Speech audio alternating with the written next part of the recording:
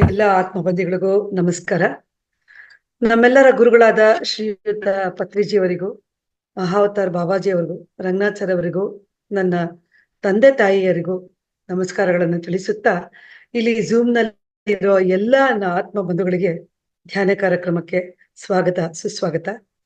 ಹಾಗೆಯೇ ಮೊದಲನೇದಾಗಿ ನಮ್ಮಲ್ಲಿ ಪ್ರಾಣಾಯಾಮದಿಂದ ಶುರು ಮಾಡೋಣ.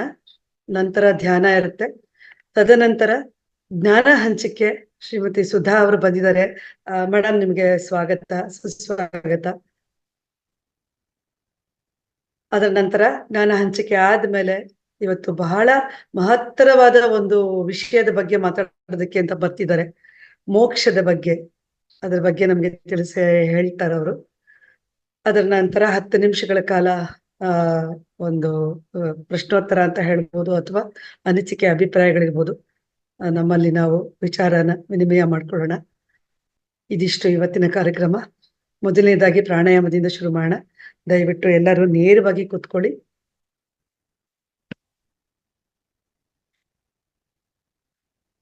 ಎಂದಿನಂತೆ ನಾವು ದಿನಾಗ್ಲೂ ಮಾಡ್ತಿರೋ ಹಾಗೆ ನಾಡಿ ಶೋಧನ ಪ್ರಾಣಾಯಾಮವನ್ನ ನಾವಿಲ್ಲಿ ಮಾಡ್ತಾ ಇದ್ದೀವಿ. 10 ಬಾರಿ ಮಾಡ್ತಾ ಇದ್ವಿ. ಇವತ್ತು ಕೂಡ 10 ಬಾರಿ ಮಾಡೋಣ. ನಾಳೆಯಿಂದ 15 ಬಾರಿ ಪ್ರಯತ್ನ ಪಡೋಣ ಅಂತ ಹೇಳ್ತಾ ಎಲ್ಲರೂ ಶುರು ಮಾಡಿ. ಎಲ್ಲ ನಿಮ್ಮ ಎಡಗೈಯನ್ನು ಚಿನ್ಮುದ್ರೆಯಲ್ಲಿ ಇಟ್ಕೊಳ್ಳಿ. ಬಲಗೈಯಿಂದ ನಿಮ್ಮ ಕನ್ನಡಕಗಳನ್ನು ದಯವಿಟ್ಟು ತೆಗೆದಿಡಿ. ಎಡಗೈ ಚಿನ್ಮುದ್ರೆ, ಬಲಗೈ. ನಾಡಿ ಶೋಧನ ಪ್ರಾಣಾಯಾಮ ಯಾರಿಗಾದ್ರೂ ನಿಮ್ಗೆ ಗೊತ್ತಿಲ್ಲ ಅನ್ನೋರು ದಯವಿಟ್ಟು ಹ್ಯಾಂಡ್ ರೈಸ್ ಮಾಡಿ. ಮತ್ತೊಮ್ಮೆ ಕೂಲಂಕುಷವಾಗಿ ನಾನು ಹೇಳಬಲ್ಲೆ. ಗೊತ್ತಿದೆ, ಫಾಲೋ ಮಾಡ್ತೀವಿ ಅನ್ನೋರು ದಯವಿಟ್ಟು ಫಾಲೋ ಮಾಡಿ. ಶುರು ಮಾಡೋಣ. ನಾ ಹೇಳ್ತಾ ಹೋಗ್ತೀನಿ. ಇನ್ಹೇಲ್ ಎಕ್ಸೇಲು. ನಾಡಿ ಶೋಧನ ಪ್ರಾಣಾಯಾಮದ ಮುಂಚೆ 2 ಬಾರಿ ನೀವು ದೀರ್ಘವಾಗಿ ಉಸಿರನ್ನ ತಗೊಂಡು ದೀರ್ಘವಾಗಿ ಉಸಿರನ್ನ ಬಿಡಿ. ನಂತರ ಪ್ರಾಣಾಯಾಮ ಶುರು ಮಾಡೋಣ. Okay. Inhale, exhale. Inhale, exhale. ದಯವಿಟ್ಟು ಯಾರಿಗೆ ಸಾಧ್ಯವಾಗುತ್ತೋ ಅವರ ವಿಡಿಯೋಗಳನ್ನ ಆನ್ ಮಾಡಿ. ಶುರು ಮಾಡೋಣ ಇವಾಗ. Inhale, exhale. Inhale, exhale. 1 ಮಂಡಲ ಆಯ್ತು. Inhale, exhale. Inhale, exhale. 2 ಮಂಡಲ. Inhale, exhale. Inhale, exhale. 2 ಮಂಡಲ. Inhale, exhale. Inhale, exhale. 3. Inhale, exhale. Inhale, exhale. 4. Inhale, exhale. Inhale, exhale. 5. Inhale, exhale. Inhale, exhale. 6. Inhale, exhale. Inhale, exhale. 7. Inhale, exhale, inhale, exhale, 7, inhale, exhale, inhale, exhale, 8, inhale, exhale, inhale, exhale, 9, inhale, exhale, inhale, exhale, 10. 2 ನಿಮಿಷಗಳ ಕಾಲ ಎರಡೂ ಕೈಗಳನ್ನ ಚಿನ್ಮುದ್ರೆಯಲ್ಲಿ ಇಟ್ಕೊಂಡು ಕೂತ್ಕೊಳ್ಳಿ.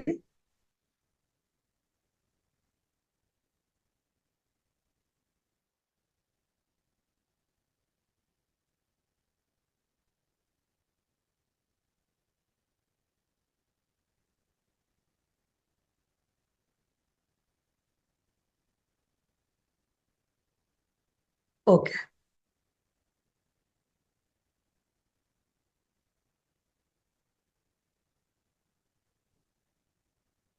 ಮತ್ತೊಮ್ಮೆ ಎಲ್ಲ ಆತ್ಮ ಬಂಧುಗಳಿಗೂ ಧ್ಯಾನಕ್ಕೆ ಆಹ್ವಾನವನ್ನು ಕೊಡುತ್ತಾ ತುಂಬಾ ಚೆನ್ನಾಗಿ ಪ್ರಾಣಾಯಾಮವನ್ನು ಮಾಡಿದ್ದಕ್ಕಾಗಿ ಒಂದು ಸಣ್ಣ ಚಪ್ಪಾಳೆ ಎಲ್ಲರಿಗೂ. ಈಗ ಅರ್ಧ ಗಂಟೆ ಟೈಮು ನಾವೆಲ್ಲಾನು ಧ್ಯಾನ ಮಾಡೋಣ. ಧ್ಯಾನಕ್ಕೆ ಹೇಗೆ ಕೂತ್ಕೊಳ್ಬೇಕು? ಧ್ಯಾನದ ಮುಂಚೆ ಒಂದು ಲೋಟ ನೀರನ್ನ ನೀವು ಸೇವಿಸ್ಬೋದು. ಯಾರೇ ಕನ್ನಡಕಗಳನ್ನ ಹಾಕೊಂಡಿದ್ರು ಕೂಡ ಅದನ್ನ ದಯವಿಟ್ಟು ಪಕ್ಕಕ್ಕಿಟ್ಟು ನೀವು ಧ್ಯಾನಕ್ಕೆ ಕೂತ್ಕೋಬಹುದು. ಧ್ಯಾನಕ್ಕೆ ಕೂತ್ಕೊಳ್ಳೋಕೆ ಮುಂಚೆ ಪದ್ಮಾಸನದಲ್ಲಿ ಕೂತ್ಕೊಳ್ಳೋರು ಕೈಗಳನ್ನ ಹಿಂಗೆ ಇಟ್ಕೊಂಡು ಪದ್ಮಾಸನದಲ್ಲಿ ಕೂತ್ಕೋಬಹುದು. ಚೇರ್ ಅಥವಾ ಸೋಫಾ ಮೇಲೆ ಕೂತಿರೋರು ಕಾಲ್ಗಳನ್ನ ಒಂದಕ್ಕೊಂದು ಹಿಂಗೆ ಲಾಕ್ ಮಾಡ್ಕೊಂಡು ಕೈಗಳನ್ನು 2 ಲಾಕ್ ಮಾಡ್ಕೊಂಡು ಕೂತ್ಕೊಳ್ಳಿ. ಮೃದುವಾಗಿ ಕಣ್ಣನ್ನು ಮುಚ್ಚಿ ನಂತರ ಉಸಿರಾಟದ ಕಡೆ ನಾವು ಗಮನ ಕೊಡೋಣ. ಶ್ವಾಸ ಹಾಗೂ ನಿಶ್ವಾಸದ ಬಗ್ಗೆ ನಾವು ಪೂರ್ತಿಯಾಗಿ ಗಮನ ಕೊಡೋಣ.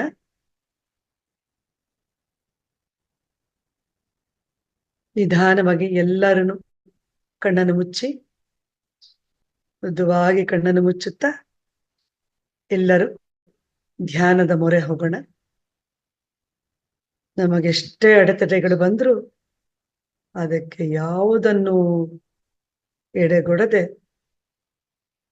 ನಾವು ನಮ್ಮ ಉಸಿರಾಟ ಹೇಗೆ ನಡೆಯುತ್ತಿದೆ, ನಾವು ಹೇಗೆ ಉಸಿರನ್ನು ತೆಗೆದಿದ್ದೀವಿ, ಹೇಗೆ ಉಸಿರನ್ನ ಬಿಡ್ತಾ ಇದ್ದೇವೆ ಅನ್ನೋದ್ರ ಬಗ್ಗೆ ಗಮನ ಕೊಡೋಣ. ನಮ್ಮ ಪೂರ್ತಿಯ ಗಮನ ಉಸಿರಾಟದ ಕಡೆ.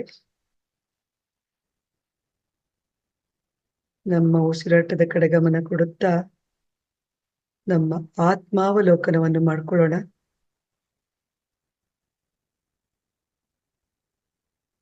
ನಮ್ಮನ್ನು ನಾವು ಅವಲೋಕಿಸುವುದಕ್ಕೆ ಇದೊಂದು ಅದ್ಭುತ ಮಾರ್ಗ.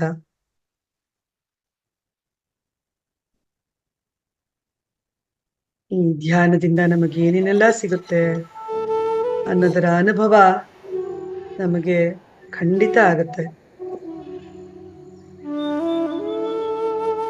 ನಾವು ಹೇಳುವವರಿಗೂ ದಯವಿಟ್ಟು ಯಾರು ಕಣ್ಣನ್ನು ಬಿಡಬಾರದು.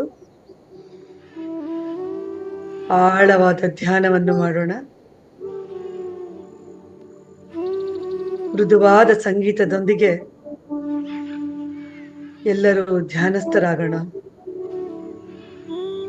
ನಮ್ಮೊಳಗೆ ನಾವೊಂದು ಇಣುಕಿ ಹಾಕಿ ಬರೋಣ ಅಂತ ಹೇಳ್ತಾ ಮೃದುವಾದ ಸಂಗೀತವನ್ನು ಕೇಳಿಸ್ಕೊಂಡು ಧ್ಯಾನವನ್ನು ಮಾಡೋಣ.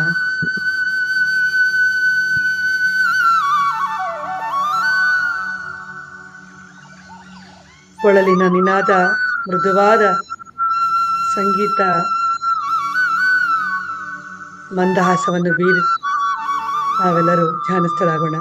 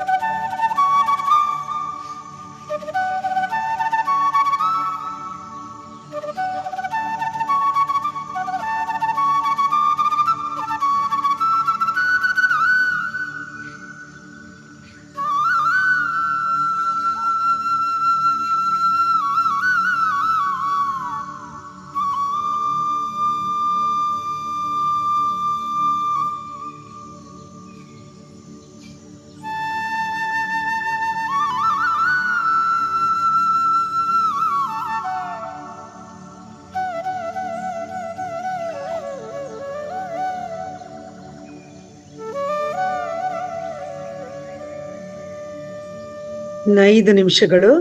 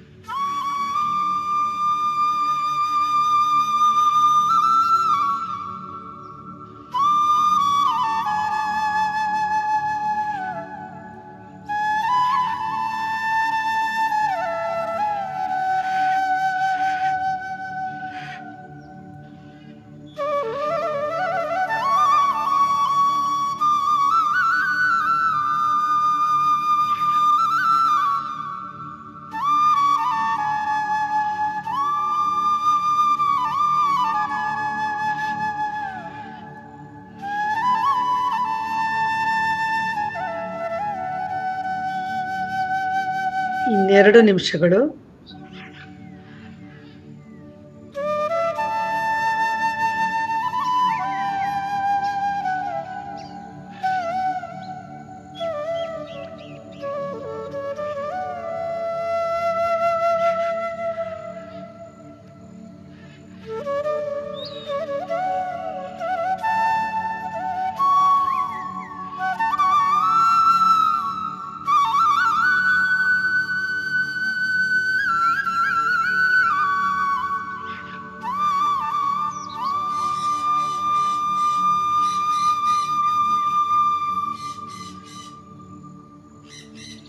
ಎಲ್ಲರೂ ದೇಹ ಸ್ಥಿತಿಗೆ ಬನ್ನಿ.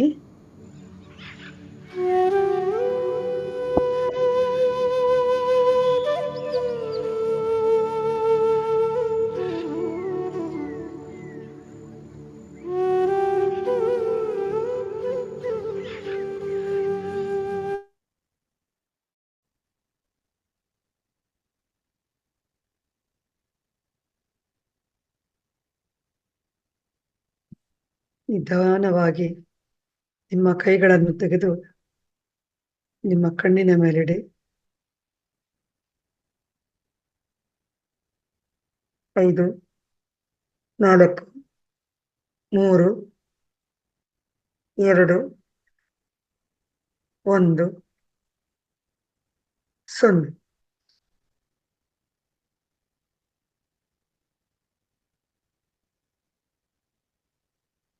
ನಿಧಾನವಾಗಿ ನಿಮ್ಮ ಕಣ್ಣನ್ನು ತೆರೆಯಿರಿ.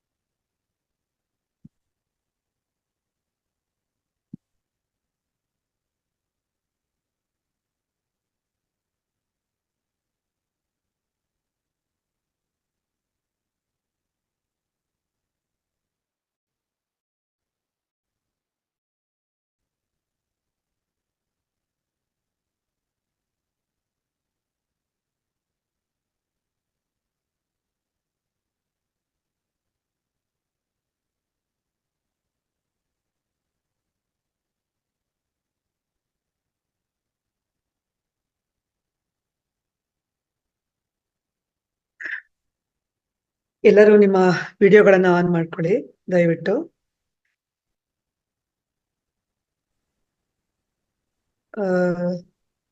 ಮಂಜುಳಾ ಅವರೇ, ಸ್ಕ್ರೀನ್ ಸ್ಟಕ್ ಆಗಿದೆ ಅನ್ಸುತ್ತೆ.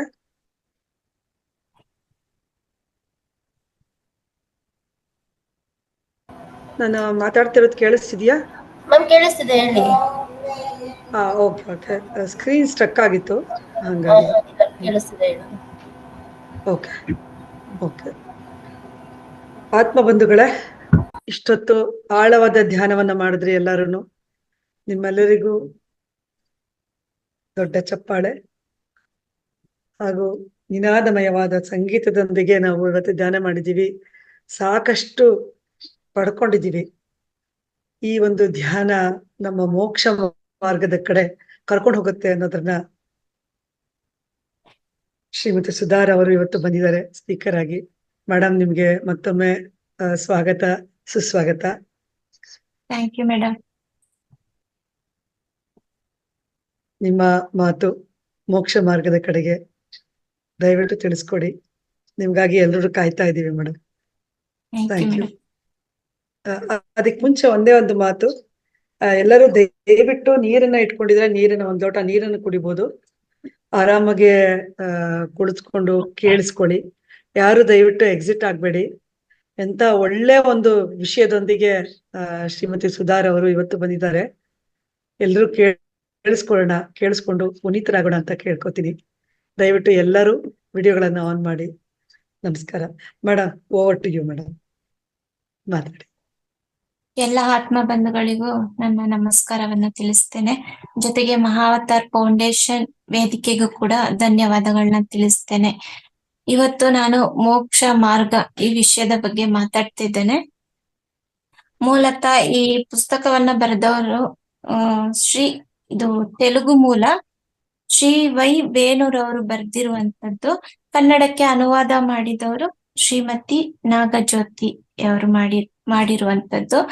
ಇವತ್ತು ಮೋಕ್ಷ ಮಾರ್ಗ ಈ ಮೋಕ್ಷ ಮಾರ್ಗ ಅಂದ್ರೆ ಏನು? ಮೋಕ್ಷ ಮಾರ್ಗಕ್ಕೆ ಬಂದ ನಂತರ ಯಾವ್ಯಾವ ಗುಣಗಳನ್ನ ಅಳವಡಿಸ್ಕೊಂಡ್ರೆ ನಮ್ಮ ಆತ್ಮ ಅಭಿವೃದ್ಧಿ ಆಗುತ್ತೆ ಅನ್ನೋದನ್ನ ಇವತ್ತು ನಾನು ಹೇಳೋದಕ್ಕೆ ಇಷ್ಟಪಡ್ತೇನೆ. ಮಾನವರು ಯಾಕೆ ಈ ಮೋಕ್ಷ ಮಾರ್ಗಕ್ಕೆ ಬರ್ತಾರೆ?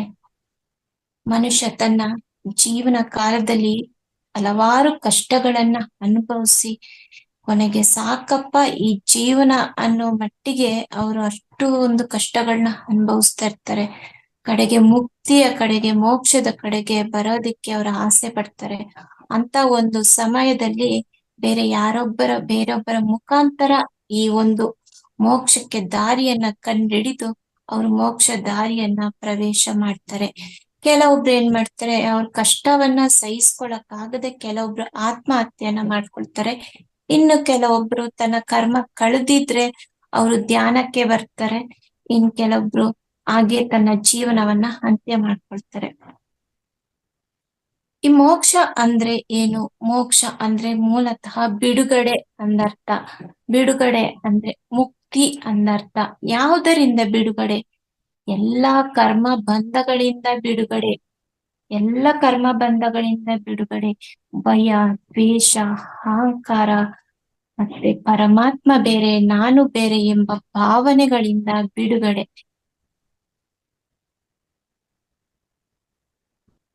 ಜನನ ಮರಣಗಳ ನಡುವೆ ಇರುವ ಜೀವನದ ಬಗ್ಗೆ ತಿಳ್ಕೊಂಡು ಪ್ರತಿ ಕ್ಷಣವು ಆನಂದದಿಂದ ಜೀವಿಸುವಂತದ್ದೇ ಈ ಮೋಕ್ಷ ಮಾರ್ಗ. ಅದಕ್ಕಾಗಿ ನಾವ್ ಏನ್ ಮಾಡ್ಬೇಕು? ಧ್ಯಾನ ಮಾಡ್ಬೇಕು. ಪ್ರತಿನಿತ್ಯ ಧ್ಯಾನ ಮಾಡೋದ್ರಿಂದ ನಮಗೆ ಈ ಮೋಕ್ಷ ಅನ್ನೋದು ಸಿಗುತ್ತೆ. ಅದಕ್ಕೆ ನಾವು ಮೊದಲು ಮೋಕ್ಷ ಬೇಕು ಅಂದ್ರೆ ನಾವು ಮೊದಲು ಈ ಶರೀರ ನಾನಲ್ಲ ಅಂತ ತಿಳ್ಕೊಬೇಕು. ಇನ್ನೊಂದು, ನಾನು ಮನಸ್ಸು ಕೂಡ ಅಲ್ಲ ಅಂತ ತಿಳ್ಕೊಬೇಕು. ಬುದ್ಧಿಯೂ ಅಲ್ಲ ಅಂತ ತಿಳ್ಕೊಬೇಕು. ಯಾಕೆಂದ್ರೆ ನಾವು ಅಲ್ಲ ಅಂತ ನಾವು ತಿಳ್ಕೊಂಡ್ರೆ ನಮ್ಗೆ ರೋಗಗಳಿಂದ ಬಿಡುಗಡೆ ಸಿಗುತ್ತೆ, ಶರೀರಕ್ಕೆ ಮುಕ್ತಿ ಅನ್ನೋದು ಸಿಗುತ್ತೆ. ನಂತರ ಮನಸ್ಸು ಕೂಡ ನಾನಲ್ಲ ಅಂತ ತಿಳ್ಕೊಬೇಕು. ಯಾಕಂದ್ರೆ ಮನಸ್ಸು ನಾವು ಹುಟ್ಟಿದಾಗಿಂದ ಕೂಡ ನಮ್ಮ ಜೊತೆಲೇ ಇದ್ದು ನಾವು ಆ ಮನಸ್ಸನ್ನ ಪಾಲನೆ ಪೋಷಣೆ ಮಾಡ್ಕೊಂಡು ಬಂದಿರ್ತೀವಿ. ಆಗ ಎಷ್ಟರ ಮಟ್ಟಿಗೆ ಆ ಮನಸ್ಸು ಅನ್ನೋದು ಬೆಳೆದಿರುತ್ತೆ. ಅದ್ರಿಂದ ಮನಸ್ಸು ಕೂಡ ನಾನು ಅಲ್ಲ ಅಂತ ತಿಳ್ಕೊಬೇಕು. ಈ ಧ್ಯಾನ ಮಾಡೋದ್ಕಿಂತ ಮುಂಚೆ ಬುದ್ಧಿಯು ಕೂಡ ಅದು ಸ್ವಂತ ಬುದ್ಧಿಯಿಂದ ಅದು ಕೆಲಸ ಮಾಡಲ್ಲ. ಅದ್ರಿಂದ ಬುದ್ಧಿಯು ಕೂಡ ನಾನಲ್ಲ ಅಂತ ಆ ಸಮಯದಲ್ಲಿ ತಿಳ್ಕೊಬೇಕು. ಇದು ಯಾವಾಗ ಕೆಲಸ ಮಾಡುತ್ತೆ ಅಂದ್ರೆ ಈ ಬುದ್ಧಿ ಧ್ಯಾನ ಮಾಡಿದ ನಂತರ ಆ ಬುದ್ಧಿ ಅನ್ನೋದು ಕೆಲಸ ಮಾಡುತ್ತೆ. ಮನಸ್ಸನ್ನ ಶೂನ್ಯ ಸ್ಥಿತಿಗೆ ತಂದಾಗ ಈ ಬುದ್ಧಿ ಅನ್ನೋದು ಕೆಲಸ ಮಾಡುತ್ತೆ. ಬುದ್ಧಿ ಕೆಲಸ ಮಾಡ್ಬೇಕು ಅಂದ್ರೆ ನಾವು ಬುದ್ಧತ್ವವನ್ನ ಹೊಂದ್ಬೇಕು, ಧ್ಯಾನವನ್ನ ಮಾಡ್ಬೇಕು. ಈಗ ನಾವು ಮೋಕ್ಷ ಮಾರ್ಗಕ್ಕೆ ಬಂದ್ವಿ. ಈಗ ನಾವು ಆಧ್ಯಾತ್ಮಿಕತೆ ಬಗ್ಗೆ ತಿಳ್ಕೊಳ್ಳೋಣ. ಆಧ್ಯಾತ್ಮಿಕ ಅಂದ್ರೆ ಆತ್ಮದ ಅನ್ವೇಷಣೆ. ನಾನು ಯಾರು ಅಂತ ಕಂಡಿಡ್ಕೊಳ್ಳುವಂಥದ್ದು, ನಮ್ಮನ್ನ ನಾವು ನೆನಪಿಸಿಕೊಳ್ಳುವಂಥದ್ದೇ ಈ ಆಧ್ಯಾತ್ಮಿಕತೆ. ಮಾನವ ಅನುಭವಗಳಿಗಾಗಿ ಈ ಭೂಮಿಗೆ ಇಳಿದಂತಹ ಅದ್ಭುತವಾದ ಜೀವಿಗಳು ಈ ಮಾನವ ಆಧ್ಯಾತ್ಮಿಕ ಜೀವಿಗಳು ಅಂತ ನಾವು ಹೇಳ್ತೇವೆ. ಆದ್ರೆ ಈ ವಿಷಯವನ್ನ ಮರೆತು ಹೋಗಿ ಪ್ರಾಪಂಚಿಕ ಜೀವನದಲ್ಲಿ ಸಿಕ್ಕಾಕೊಂಡು ಈ ಆಧ್ಯಾತ್ಮಿಕತೆಯನ್ನ ಮರೆತು ಬಿಡ್ತಾನೆ ಮಾನವ. ಈಗ ನಾವು ಆಧ್ಯಾತ್ಮಿಕದ ಬಗ್ಗೆ ತಿಳ್ಕೊಂಡ್ವಿ.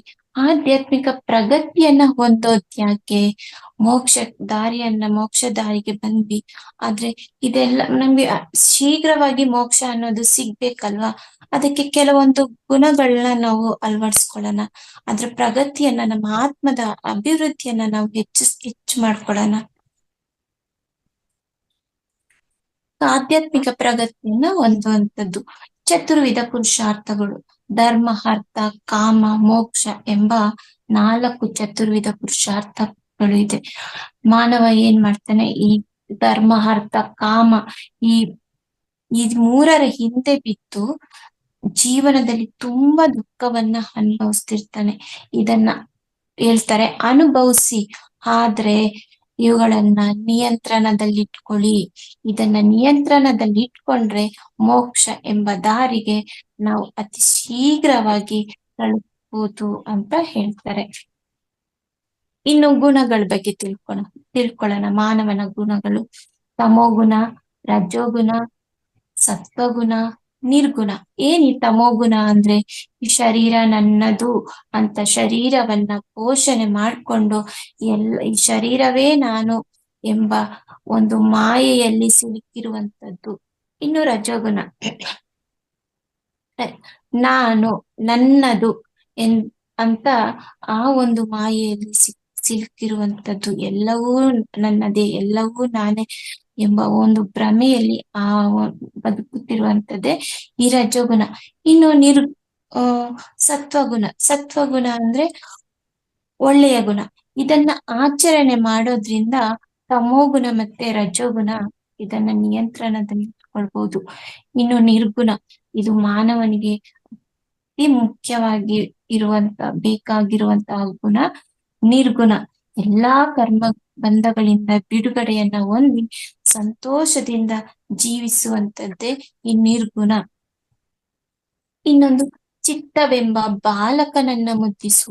ಏನ್ ಈ ಚಿತ್ತವೆಂಬ ಬಾಲಕ ಮುದ್ದಿಸು ಅಂದ್ರೆ ಮನಸ್ಸು. ಇದು ಹುಟ್ಟಿನಿಂದ ನಮ್ಮ ಜೊತೆಯಲ್ಲೇ ಇರುತ್ತೆ. ಈ ಮನಸ್ಸೆಂಬ ಕಣ್ಣುಗಳಿಂದ ಈ ಜಗತ್ತನ್ನ ನೋಡುತ್ತಾ ಮನಸ್ಸು ಏನ್ ಹೇಳುತ್ತೆ ಅದನ್ನ ಮಾತ್ರ ನಾವು ಕೇಳ್ತಾ ಇರ್ತೇವೆ. ಮನಸ್ಸು ಹೇಳಿದಂಗೆ ನಾವು ಕೇಳ್ತಾ ಇರ್ತೇವೆ. ನಮ್ಮ ಒಂದು ನಿರ್ಧಾರ ಯಾವುದು ಕೂಡ ಸರಿಯಾಗಿರೋದಿಲ್ಲ. ಆದ್ರಿಂದ ಇದನ್ನ ಹೇಗೆ ಶೂನ್ಯ ಮಾಡುವಂತದ್ದು? ಇದನ್ನ ಧ್ಯಾನ ಸಾಧನೆಯಿಂದ, ನಿರಂತರ ಧ್ಯಾನ ಸಾಧನೆಯಿಂದ ಈ ಮನಸ್ಸನ್ನ ನಾವು ನಿಯಂತ್ರಣದಲ್ಲಿ ಇಟ್ಕೊಳ್ಬಹುದು. ಇನ್ನೊಂದು ಬಂಧರಾಹಿತ್ಯ. ಬಂಧರಾಹಿತ್ಯ ಅಂದ್ರೆ ಮಾನವ ತನ್ನನ್ನು ತಾನು ತಿಳ್ಕೊಳ್ಳುವವರೆಗೂ ಸಂಸಾರ ಎಂಬ ಒಂದು ಬಂಧನದಲ್ಲಿ ಸಿಕ್ಕಾಕೊಂಡಿರ್ತಾನೆ. ಅವನಿಗೆ ಗೊತ್ತಿರೋದಿಲ್ಲ. ಹುಟ್ಟಿದಾಗಿಂತ ಕೂಡ ತಂದೆ ತಾಯಿಯರು ಎಲ್ಲ ಅಮ್ಮ ಅಪ್ಪ ಅಣ್ಣ ತಮ್ಮ ಆ ಹೀಗೆ ಒಂದು ಸಂಸಾರ, ಗಂಡ ಹೆಂಡತಿ ಅಂತ ಒಂದು ಸಂಸಾರದಲ್ಲಿ ಸಿಕ್ಕಾಕೊಂಡು ಅವನು ಅದೇ ಜೀವನದಲ್ಲಿ ಬದುಕ್ತಾ ಇರ್ತಾನೆ. ಅವನಿಗೆ ಆಧ್ಯಾತ್ಮಿಕ ಜೀವನ ಅನ್ನೋದೇ ಗೊತ್ತಿರೋದಿಲ್ಲ. ಇದ್ರಿಂದ ನಾವು ಈ ಒಂದು ಸಂಸಾರ ಎಂಬ ಒಂದು ಬಂಧನದಿಂದ, ಎಲ್ಲಾ ಒಂದು ಬಂಧನಗಳ ನಮ್ಮ ಸುತ್ತ ಏನೇನಿದೆ ಎಲ್ಲ ನನ್ನದು ಅಂತ ಏನ್ ಹೇಳ್ತೀವಿ, ಆ ಒಂದು ಬಂಧಗಳಿಂದ ನಾವು ಬಿಡುಗಡೆಯನ್ನ ಹೊಂದುವಂತದ್ದು. ಇದು ಕೂಡ ನಮ್ಮ ಆಧ್ಯಾತ್ಮಿಕ ಪ್ರಗತಿಗೆ ಸಹಾಯವನ್ನ ಮಾಡ್ತಿದೆ. ಇನ್ನೊಂದು ಇಂದ್ರಿಯ ನಿಗ್ರಹ. ಶಬ್ದ, ಸ್ಪರ್ಶ, ರೂಪ, ರಸ, ಗಂಧ. ಇಂದ್ರಿಯ ನಿಗ್ರಹ.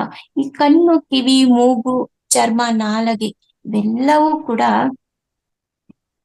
ಇಂದ್ರಿಯಗಳು. ಈ ಮನಸ್ಸು ಈ 5ರ ಕಡೆ ಆಕರ್ಷಿತವಾಗಿರ್ತದೆ. ಆದ್ರಿಂದ ಇದನ್ನ ನಾವು ಮೊದಲು ನಿಗ್ರಹಿಸ್ಬೇಕು. ಇದಕ್ಕೆ ಮೂಲವಾದ ಮನಸ್ಸನ್ನ ನಿಯಂತ್ರಿಸ್ಬೇಕು. ಇದಕ್ಕೆ ಕೂಡ ನಾವು ಧ್ಯಾನ ಸಾಧನೆಯನ್ನ ಮಾಡ್ಬೇಕು. ಇನ್ನೊಂದು ಭ್ರಮೆಯನ್ನ ತೊಲಗಿಸಿಕೊಳ್ಳಿ. ಹೊರ ನೋಟಕ್ಕೆ ಕಾಣಿಸುವ ಹೊಳಪನ್ನ ಕಂಡು ನಾವು ವಂಚನೆಗೆ ಒಳಗಾಗಿರ್ತೀವಿ. ಅದ್ರ ಹಿಂದೆ ಇರುವ ಸತ್ಯ, ಅದ್ರ ಹಿಂದೆ ಅಡಗಿರುವ ಸತ್ಯವನ್ನ ಮೊದಲು ತಿಳ್ಕೊಳ್ಳಿ. ನಮ್ಗೆ ಏನೆಲ್ಲ ಕಾಣುತ್ತೆ ಅದೆಲ್ಲವೂ ಕೂಡ ಒಂದು ಮಾಯೆ. ಕತ್ತಲೆಯಲ್ಲಿ ಕಾಣುವಂಥದ್ದೆಲ್ಲವೂ ಕೂಡ ಈ ಬೆಳಕಿನಲ್ಲಿ ಕಾಣುವಂಥದ್ದೆಲ್ಲವೂ ಕೂಡ ಒಂದು ಮಾಯೆ. ಈ ಕತ್ತಲಿನಲ್ಲಿ ನಾವು ಏನು ನೋಡ್ತೇವೆ ಅದೇ ನಿಜವಾದ ಪ್ರಪಂಚ. ಆ ಕತ್ತಲೆಯಲ್ಲಿ ನಾವು ಕೂತು ಕಣ್ಣು ಮುಚ್ಕೊಂಡು ಏನನ್ನು ನಾವು ನೋಡ್ತೇವೆ, ಧ್ಯಾನ ಮಾಡಿ ಏನನ್ನ ನೋಡ್ತೇವೆ ಅದೇ ನಿಜವಾದ ಪ್ರಪಂಚ. ಈ ಎಲ್ಲವೂ ಈ ಬೆಳಕಿನಲ್ಲಿ ಕಾಣುವಂಥದ್ದೆಲ್ಲವೂ ಕೂಡ ಒಂದು ಮಾಯೆ ಅಂತ ಹೇಳ್ತಾರೆ. ಇನ್ನೊಂದು ನಮ್ಮ ಆಲೋಚನೆಗಳೇ ನಮ್ಮ ಜೀವನ. ಆಲೋಚನೆಗಳು ಮಾಡುವಂಥದ್ದು ಯಾವ ರೀತಿ ಆಲೋಚನೆಗಳು? ದುರಾಲೋಚನೆ, ಒಳ್ಳೆಯ ಆಲೋಚನೆ, ಇನ್ನೊಂದು ಅದ್ಭುತವಾದ ಆಲೋಚನೆ. ಮೊದಲನೇದು ದುರಾಲೋಚನೆ. ಇದನ್ನ ನಾವು ಯಾವುದೇ ಕಾರಣಕ್ಕೂ ಕೂಡ ಈ ಯೋಚನೆಯನ್ನ ಮಾಡಬಾರ್ದು. ಇನ್ನೊಂದು ಒಳ್ಳೆಯ ಆಲೋಚನೆ. ನಾವು ಯಾವಾಗ್ಲೂ ಕೂಡ ಒಳ್ಳೆಯ ಆಲೋಚನೆಗಳನ್ನೇ ಮಾಡ್ತಾ ಇರ್ಬೇಕು. ಆಗ ಪ್ರತಿನಿತ್ಯ ನಮ್ಮ ಜೀವನದಲ್ಲಿ ಒಳ್ಳೆಯದೇ ನಡೀತಾ ಬರ್ತಾ ಇರ್ತದೆ. ಅನಂತರ ಅದ್ಭುತವಾದ ಆಲೋಚನೆಗಳು. ಒಳ್ಳೆಯ ಆಲೋಚನೆ ಮಾಡಿದ್ರೆ ನಮ್ಗೆ ಇನ್ನು ಎಷ್ಟು ಒಳ್ಳೇದಾಗುತ್ತೋ ಅದೇ ರೀತಿ ಅದ್ಭುತವಾಗಿ ನಾವು ಆಲೋಚನೆಯನ್ನ ಮಾಡಿ ನೋಡೋಣ. ಹಾಗೆ ಮತ್ತಷ್ಟು ಅದ್ಭುತವಾಗಿ ನಮ್ಮ ಜೀವನದಲ್ಲಿ ಒಂದು ಅದ್ಭುತವೇ ನಡೀತಾ ಇರ್ತದೆ. ಆದ್ರಿಂದ ಪ್ರತಿಯೊಬ್ಬರು ಕೂಡ ಅದ್ಭುತವಾಗಿ ಆಲೋಚನೆ ಮಾಡೋದನ್ನ ಅಭ್ಯಾಸ ಮಾಡ್ಕೊಳ್ಳಿ. ಆಗ ನಮ್ಮ ಸುತ್ತಮುತ್ತಲಿನ ಪರಿಸರವು ಕೂಡ ತುಂಬಾ ಅದ್ಭುತವಾಗಿರ್ತದೆ. ನಾವು ಏನನ್ನು ನೋಡಿದ್ರು ಕೂಡ ಒಂದು ಅದ್ಭುತವಾಗಿ, ಒಂದು ಆನಂದವಾಗಿ ನಮ್ಗೆ ಕಾಣಿಸ್ತದೆ. ಇನ್ನೊಂದು ಮಾತೇ ಮಂತ್ರ. ನಾವು ಮಾತಾಡುವಂತ ಮಾತು ಸತ್ಯವಾಗಿರ್ಬೇಕು. ಯಾವಾಗ ಕೂಡ ನಾವು ಸತ್ಯವನ್ನೇ ಮಾತನಾಡ್ತಿರ್ಬೇಕು. ಅನಂತರ ಸಕಾರಾತ್ಮಕವಾಗಿ ನಾವು ಯೋಚನೆ ಮಾಡ್ಬೇಕು, ಸಕಾರಾತ್ಮಕವಾಗಿ ನಾವು ಮಾತಾಡ್ಬೇಕು. ಯಾರ ಜೊತೆ ಹೇಗೆ ಮಾತಾಡ್ಬೇಕು, ಏನ್ ಮಾತಾಡ್ಬೇಕು, ಎಷ್ಟು ಮಾತಾಡ್ಬೇಕು ಅನ್ನೋದು ನಾವು ತಿಳ್ಕೊಂಡಿರ್ಬೇಕು. ನಾವು ಏನಾದ್ರೂ ಮಾತಾಡಿದ್ರು ಯಾರಿಗಾದ್ರೂ ಒಂದು ನೋವು ಉಂಟಾಗುತ್ತಾ, ಅವ್ರು ಯಾವ ರೀತಿಯ ಅದರಿಂದ ಆ ಒಂದು ಮಾತನ್ನ ತಗೊಳ್ತಾರೆ ಅನ್ನೋದು ಪ್ರತಿಯೊಂದನ್ನು ಕೂಡ ನಾವು ಅಬ್ಸರ್ವ್ ಮಾಡ್ಬೇಕು. ನಾವೆಲ್ಲಾದರೂ ಒಂದು ನೋವಾಗುವಂತೆ ಮಾತಾಡಿದಲ್ಲಿ ಆ ಕರ್ಮವನ್ನ ನಾವು ಅನುಭವಿಸ್ಬೇಕಾಗುತ್ತೆ. ಆದ್ರಿಂದ ನಾವು ಮಾತಾಡುವಾಗ ಕೂಡ ತುಂಬಾ ನಾವು ಅವೇರ್ನೆಸ್ ಇಂದ ಮಾತಾಡ್ಬೇಕು. ಇದನ್ನು ಕೂಡ ನಾವು ಅಭ್ಯಾಸವನ್ನ ಮಾಡ್ಕೋಬೇಕು. ಇನ್ನೊಂದು ನಿನ್ನನ್ನು ನೀನು ತಿಳಿದುಕೋ. ಯಾರು ನೀನು ಅಂತ ನಿಮ್ಗೆ ಪ್ರಶ್ನೆಯನ್ನ ಹಾಕೊಳ್ಳಿ. ಧ್ಯಾನ ಮಾಡುವಾಗ ನಾನು ಯಾರು ಅಂತ ಪ್ರಶ್ನೆಯನ್ನ ಹಾಕೊಳ್ಳಿ. ನಾನು ಈ ಪ್ರಪಂಚನ, ಈ ಭೂಮಿನ, ಈ ಆಕಾಶನ, ಇಲ್ಲ ಪಂಚಭೂತ ಶಕ್ತಿಗಳ, ಇಲ್ಲ ಇಂದ್ರಿಯಗಳ ಅಂತ ನಾವು ಒಂದು ಪ್ರಶ್ನೆಯನ್ನ ಹಾಕೊಂಡು ನಾವು ಕುತ್ಕೊಂಡು ಧ್ಯಾನ ಮಾಡಿದಾಗ ಆಗ ನಮ್ಗೆ ಗೊತ್ತಾಗುತ್ತೆ, ಹುಟ್ಟು ಸಾವು ಇಲ್ಲದ ನಾವು ಒಂದು ಪರಮಾತ್ಮ ಎಂದು ನಮ್ಗೆ ಆಗ ಅರಿವಿಗೆ ಬರುತ್ತೆ. ನಮ್ಮ ವಯಸ್ಸು ಎಷ್ಟಿದೆ ಅಷ್ಟು ಧ್ಯಾನ ಮಾಡಿದ್ರೆ ನಮ್ಗೆ ಆರೋಗ್ಯ ಸಿಗುತ್ತೆ. ಆದ್ರೆ 2ರಷ್ಟು ನಾವು ಧ್ಯಾನ ಮಾಡಿದ್ರೆ ಬೆಳಿಗ್ಗೆ ಸಂಜೆ ನಮ್ಮ ವಯಸ್ಸು ಎಷ್ಟಿದೆ ಅಷ್ಟು ಧ್ಯಾನ ಮಾಡಿದ್ರೆ ನಮಗೆ ಆರೋಗ್ಯ ಜೊತೆ ನೆಮ್ಮದಿಯೂ ಸಿಗುತ್ತೆ. ನೆಮ್ಮದಿ ಆರೋಗ್ಯ ಎರಡೂ ಸಿಗುತ್ತೆ. ಅದಕ್ಕಿಂತ ಹೆಚ್ಚು ನಮ್ಮ ವಯಸ್ಸು ಎಷ್ಟಿದೆ ಆದ್ರೆ 2ರಕ್ಕಿಂತನೂ ಹೆಚ್ಚು ಪಟ್ಟು ನಾವು ಧ್ಯಾನ ಮಾಡಿದ್ರೆ ನಮ್ಗೆ ಮುಕ್ತಿ ಮೋಕ್ಷ ಅನ್ನೋದು ಸಿಗುತ್ತೆ. ಇನ್ನೊಂದು ಮೌನ. ಮೌನ, ನಾವು ಯಾಕೆ ಈ ಮೌನವನ್ನು ಮಾಡ್ಬೇಕು? ಈ ಮೌನದಲ್ಲಿ ಮಹತ್ತರವಾದ ಶಕ್ತಿ ಅಡಗಿದೆ. ಮೌನ ಅಂದ್ರೆ ಸುಮ್ನೆ ನಾವು ಇವತ್ತು ನಾನು ಮೌನ ಮಾಡ್ತೇನೆ ಅಂತ ಸುಮ್ನೆ ಬಾಯಿ ಮುಚ್ಕೊಂಡು ಸುಮ್ನೆ ಇರುವಂತದ್ದಲ್ಲ. ನಮ್ಮ ಆಲೋಚನೆಗಳನ್ನ ಶೂನ್ಯ ಮಾಡ್ಕೋಬೇಕು. ಯಾವ ರೀತಿ ಶೂನ್ಯ ಆಗುತ್ತೆ ಅಂದ್ರೆ, ನಾವು ಮೌನ ಇದ್ದಷ್ಟು ನಮ್ಗೆ ಸಣ್ಣ ವಯಸ್ಸಿಂದ ನಾವ್ ಏನೆಲ್ಲ ಮಾಡಿರ್ತೇವೆ ಆ ಯೋಚನೆಗಳು, ಏನೇನ್ ನಾವು ಮರ್ತೋಗಿರ್ತೀವಿ ಆ ಯೋಚನೆಗಳೆಲ್ಲ ನಮ್ಗೆ ಬರುತ್ತೆ. ಆ ಯೋಚನೆಗಳು ತನ್ನಷ್ಟಕ್ಕೆ ನಾವು ಮೌನ ಮಾಡಿದಾಗ ತನ್ನಷ್ಟಕ್ಕೆ ಅದು ಶೂನ್ಯ ಆಗುತ್ತೆ. ಮೌನ ಮಾಡಿದಾಗ ನಾನು ಕೇಳಿದ್ದೇನೆ, ಪುಸ್ತಕವನ್ನ ಕೂಡ ಓದ್ಬಾರ್ದು ಅಂತ. ಯಾಕೆಂದ್ರೆ ಪುಸ್ತಕವನ್ನ ನಾವು ಓದಿದ್ರೆ ಅದ್ರ ಆಲೋಚನೆಗಳು ಕೂಡ ಬರುತ್ತವಂತೆ. ಆದ್ರಿಂದ ಮೌನ ಮಾಡುವಾಗ ನಾವು ಆದಷ್ಟು ನಾವು ಶೂನ್ಯ ಮನಸ್ಸನ್ನ ಮೌನ ಮಾಡುವಾಗ ಧ್ಯಾನವನ್ನ ಮಾಡ್ಬೋದು. ಈ ರೀತಿ ನಾವು ಮಾಡೋದ್ರಿಂದ ಇದು ನಮ್ಮ ಮಾತನ್ನ, ನಮ್ಮ ಆಲೋಚನೆಗಳನ್ನ ಕೂಡ ಶೂನ್ಯ ಮಾಡ್ಕೊಳ್ಬಹುದು. ಇನ್ನೊಂದು, ಪ್ರೀತಿಯಿಂದ ಇರೋಣ. ಎಲ್ಲರ ಜೊತೆ ಕೂಡ ನಾವು ಪ್ರೀತಿಯಿಂದ ಇರುವಂತದ್ದು. ಮೊದಲಿಗೆ ನಮ್ಮನ್ನ ನಾವು ಪ್ರೀತಿಸುವಂತದ್ದು. ನಾವ್ ಎಷ್ಟು ಬೈಕೊಂಡಿರ್ತೀವಿ. ನಮ್ಗೆ ಒಂದ್ ತಲೆನೋವು ಬಂದಾಗ, ಇಲ್ಲ ಕೈಕಾಲ್ ನೋವು ಬಂದಾಗ ನಮ್ಗೆ ನಾವು ಅಷ್ಟೊಂದು ಬೈಕೊಂಡಿರ್ತೀವಿ. ಆದ್ರಿಂದ ಇನ್ನು ಮುಂದೆ ನಮ್ಮನ್ನ ನಾವು ಬೈಕೊಳ್ಳುವಂಥದ್ದು ಬೇಡ. ಇನ್ನು ಮುಂದೆ ನಾವು ನಮ್ಮನ್ನ ನಾವು ಪ್ರೀತಿಸೋಣ. ಪ್ರತಿ ಅಂಗಾಂಗಗಳನ್ನ ಪ್ರೀತಿಸೋಣ. ನಮ್ಮ ಸುತ್ತಲೂ ಇರುವ ಪ್ರಪಂಚವನ್ನ ಪ್ರೀತಿಸೋಣ. ಸಕಲ ಚರಾಚರ ಜೀವಕೋಟಿಗಳನ್ನು ಕೂಡ ನಾವು ಪ್ರೀತಿಸೋಣ. ಎಲ್ಲರನ್ನ ಪ್ರೀತಿಸೋಣ. ಒಂದು ಗಿಡ, ಮರ, ಪಶು, ಪಕ್ಷಿ, ಪ್ರಾಣಿ, ಸೊಳ್ಳೆ, ಮೀನು, ಇದನ್ನು ಕೂಡ ಪ್ರೀತಿಸ್ಬೇಕು ಅಂತ ಇಲ್ಲಿ ಹೇಳ್ತಾರೆ. ಆಗ ನಮ್ಮನ್ನ ಯಾರು ದ್ವೇಷಿಸ್ತಾರೆ ಅವರ ದ್ವೇಷ ನಮ್ಮ ಪ್ರೀತಿಯ ಮುಂದೆ ಕೆಲಸ ಮಾಡಲ್ಲ ಅಂತ ನಾನು ಹೇಳೋದಕ್ಕೆ ಇಷ್ಟಪಡ್ತೇನೆ. ಇನ್ನೊಂದು, no complaints, no comments, no comparisons. ಪ್ರತಿಯೊಬ್ಬರು ಕೂಡ ತನ್ನ ಅನುಭವಗಳನ್ನ ಪಡೆಯೋದಿಕ್ಕೆ ಈ ಭೂಲೋಕಕ್ಕೆ ಬಂದಿರ್ತಾರೆ. ಅದಕ್ಕೆ ನಾವು ಇನ್ನೊಬ್ರ ಮೇಲೆ ಕಂಪ್ಲೇಂಟ್ ಹೇಳ್ಬಾರ್ದು. ಅವರಿಂದ ನಮ್ಗೆ ಹಾಗೆ ಆಯ್ತು, ಅವ್ರು ಆ ಕಷ್ಟ ಕೊಟ್ರು, ಅವರಿಂದ ಆ ಕಷ್ಟವನ್ನ ಅನುಭವಿಸ್ತಿದ್ದೀನಿ, ಆ ನೋವನ್ನ ಅನುಭವಿಸ್ತಿದ್ದೀನಿ ಅಂತ ನಾವು ಯಾವುದೇ ಕಾರಣಕ್ಕೂ ಕೂಡ ನಾವು ಹೇಳೋದಿಕ್ಕೆ ಹೋಗ್ಬಾರ್ದು. ಯಾಕೆಂದ್ರೆ ಅವರು ಕೂಡ ನಮ್ಮಂತೆಯೇ ಈ ಭೂಲೋಕಕ್ಕೆ ಅವರು ಕೂಡ ನಾನಾ ರೀತಿಯ ಪಾಠಗಳನ್ನ ಕಲಿಯೋದಿಕ್ಕೆ ಬಂದಿರ್ತಾರೆ. ನಮ್ಮಂತೆ ಅವರು ಕೂಡ ಒಂದು ಅದ್ಭುತವಾದ ಒಂದು ಜೀವನವನ್ನ ನಡೆಸೋದಿಕ್ಕೆ ಬಂದಿರ್ತಾರೆ. ಆತ್ಮ ಅಭಿವೃದ್ಧಿಯನ್ನ ಮಾಡ್ಕೊಳ್ಳೋದಿಕ್ಕೆ ಬಂದಿರ್ತಾರೆ. ಆದ್ರಿಂದ ನಾವು ಕೂಡ ಇನ್ನೊಬ್ಬರನ್ನ ಯಾವುದೇ ರೀತಿಯ ಕಂಪ್ಲೇಂಟ್ ಮಾಡಬಾರ್ದು. ಯಾಕೆಂದ್ರೆ ನಾವು ಈ ರೀತಿ ಮಾಡಿದಲ್ಲಿ ನಮ್ಮ ಆತ್ಮದ ಅಭಿವೃದ್ಧಿಯನ್ನ ನಾವೇ ಕಳ್ಕೋಬೇಕಾಗುತ್ತೆ. ಆದ್ರಿಂದ ಯಾರ ಬಗ್ಗೆ ಕೂಡ ಕಂಪ್ಲೇಂಟ್ ಅನ್ನ ಮಾಡಬೇಡಿ. ಇನ್ನೊಂದು, ಸಾಹಸವನ್ನ ಮಾಡೋಣ. ಈ ಭೂಲೋಕದಲ್ಲಿ ಇದ್ಕೊಂಡು ನಾವು ಅದ್ಭುತವಾದ ಸಾಹಸವನ್ನ ಮಾಡೋಣ. ಯಾವಾಗ ಈ ಭೂಮಿ ಮೇಲೆ ನಾವು ಜನ್ಮವನ್ನ ತಗೊಂಡಿದ್ದೀವೋ ಆಗ್ಲೇ ನಾವು ಒಂದು ದೊಡ್ಡ ಸಾಹಸಕ್ಕೆ ಸಜ್ಜಾಗಿದ್ದೀವಿ ಅಂತ ಅರ್ಥ. ಈ ಭೂಮಿ ಎಂಬ ಪಾಠಶಾಲೆಯಲ್ಲಿ ಹಲವಾರು ವಿಷಯಗಳನ್ನ ಕಲಿಯೋದಕ್ಕೆ ನಾವು ಬಂದಿರ್ತೇವೆ. ಇದನ್ನ ಕಲಿಯಕ್ಕೆ ಹಲವು ಸಾಹಸಗಳು ಮಾಡ್ಬೇಕಾಗುತ್ತೆ. ಹೇಗೆ ಭೌತಿಕ ಜೀವನದಲ್ಲಿ ನಾವು ಸಾಹಸವನ್ನ ಮಾಡ್ತೇವೆ, ಓದ್ತೇವೆ, ಒಂದು ಕೆಲಸ ತಗೊಳ್ತೇವೆ, ಇನ್ನು ಬೇರೆ ಬೇರೆ ಕಲೆಯನ್ನ ಕಲಿತೇವೆ, ಬೇರೆ ಒಂದು ಈ ಕ್ರಿಕೆಟ್ ಈ ತರ ಒಂದು ನಾವೇನೋ ಒಂದು ಕಲ್ತು ಒಂದು ಎಕ್ಸಾಂಪಲ್ ಆಗಿ ಈ ತರ ಕಲ್ತು ನಾವು ಒಂದು ಸಾಹಸವನ್ನ ಮಾಡೋದಿಕ್ಕೆ ಹೋಗ್ತೇವೆಯೋ ಅದೇ ರೀತಿ ನಾವು ಆಧ್ಯಾತ್ಮಿಕ ಜೀವನದಲ್ಲಿ ಕೂಡ ನಾವು ಸಾಹಸವನ್ನ ಮಾಡ್ಬೇಕು. ಯಾವ ರೀತಿಯ ಸಾಹಸ? ಧ್ಯಾನವನ್ನ ಮಾಡ್ಬೇಕು. ನಮಗೆ ಗೊತ್ತಿರುವ ಧ್ಯಾನವನ್ನ ಹಂಚ್ಬೇಕು. ಈ ರೀತಿಯ ಒಂದು ಸಾಹಸವನ್ನ ನಾವು ಪ್ರತಿನಿತ್ಯ ಮಾಡೋದ್ರಿಂದ ಇದು ಕೂಡ ನಮ್ಮ ಆತ್ಮದ ಅಭಿವೃದ್ಧಿಗೆ ಇನ್ನಷ್ಟು ಹೆಚ್ಚು ಸಹಕಾರಿಯಾಗುತ್ತೆ. ನೆಕ್ಸ್ಟ್ ನಾವು ನಮ್ಮಲ್ಲಿರುವ ಅನಗತ್ಯ ಭಯಗಳು ನಮ್ಗೆ ರೋಗಗಳನ್ನ ತಂದುಕೊಡುತ್ತೆ. ಮೊದಲು ನಮ್ಮಲ್ಲಿ ಭಯವನ್ನ ತ್ಯಜಿಸ್ಬೇಕು. ಈ ಭಯದಿಂದ ನಮ್ಗೆ ಈ ಆಧ್ಯಾತ್ಮಿಕ ಸಾಧನೆಯನ್ನ ಮಾಡೋದಿಕ್ಕೆ ಆಗೋದಿಲ್ಲ. ಅದರಿಂದ ಭಯವನ್ನ ಸಂಪೂರ್ಣವಾಗಿ ತ್ಯಜಿಸಿ ಬಿಡಿ. ಇನ್ನೊಂದು ಏಕಾಗ್ರತೆ ಮತ್ತು ಧ್ಯಾನ. ಭಗವಂತನನ್ನ ಸೇರಲು ಅತ್ಯುತ್ತಮವಾದ ಒಂದು ರಾಜ್ಯ ಮಾರ್ಗ ಈ ಧ್ಯಾನ.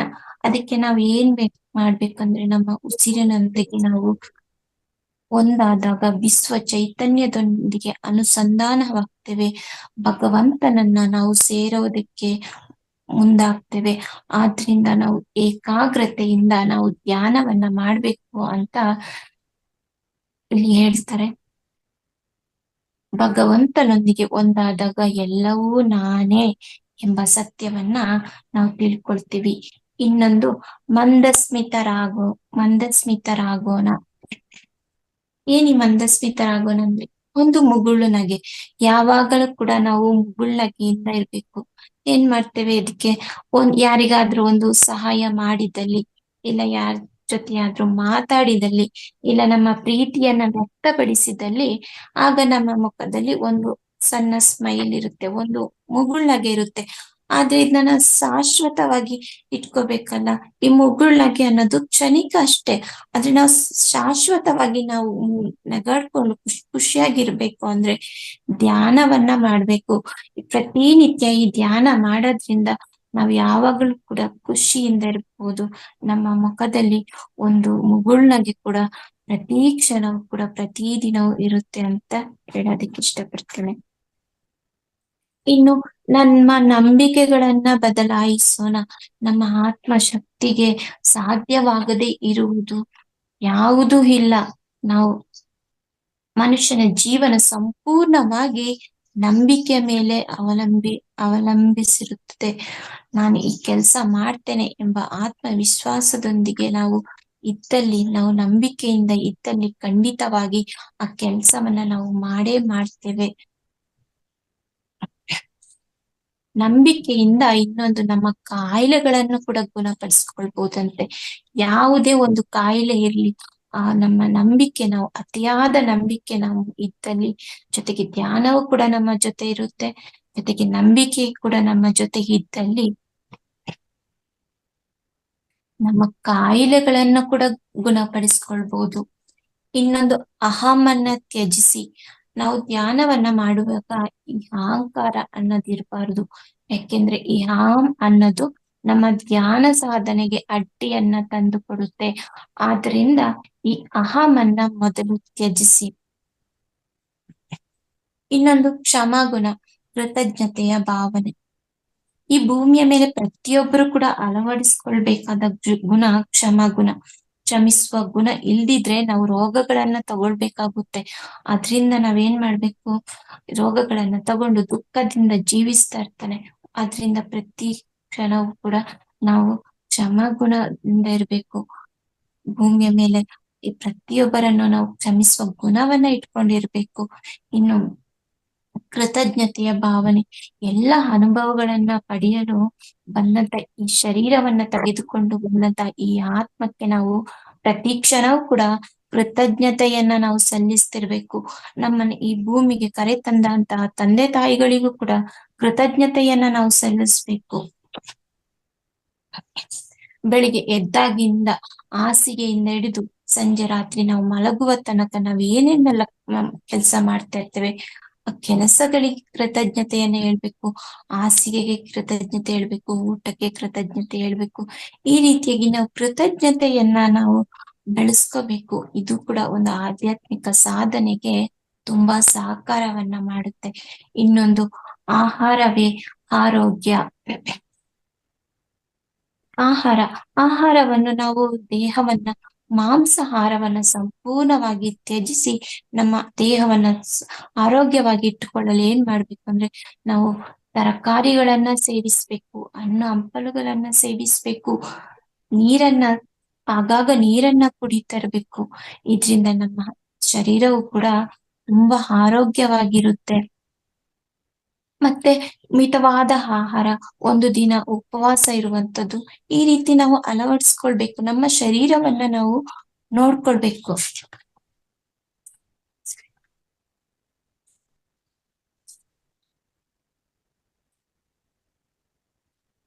ನೆಕ್ಸ್ಟ್, ಭೂಮಿ ಒಂದು ಅದ್ಭುತವಾದ ಪಾಠಶಾಲೆ.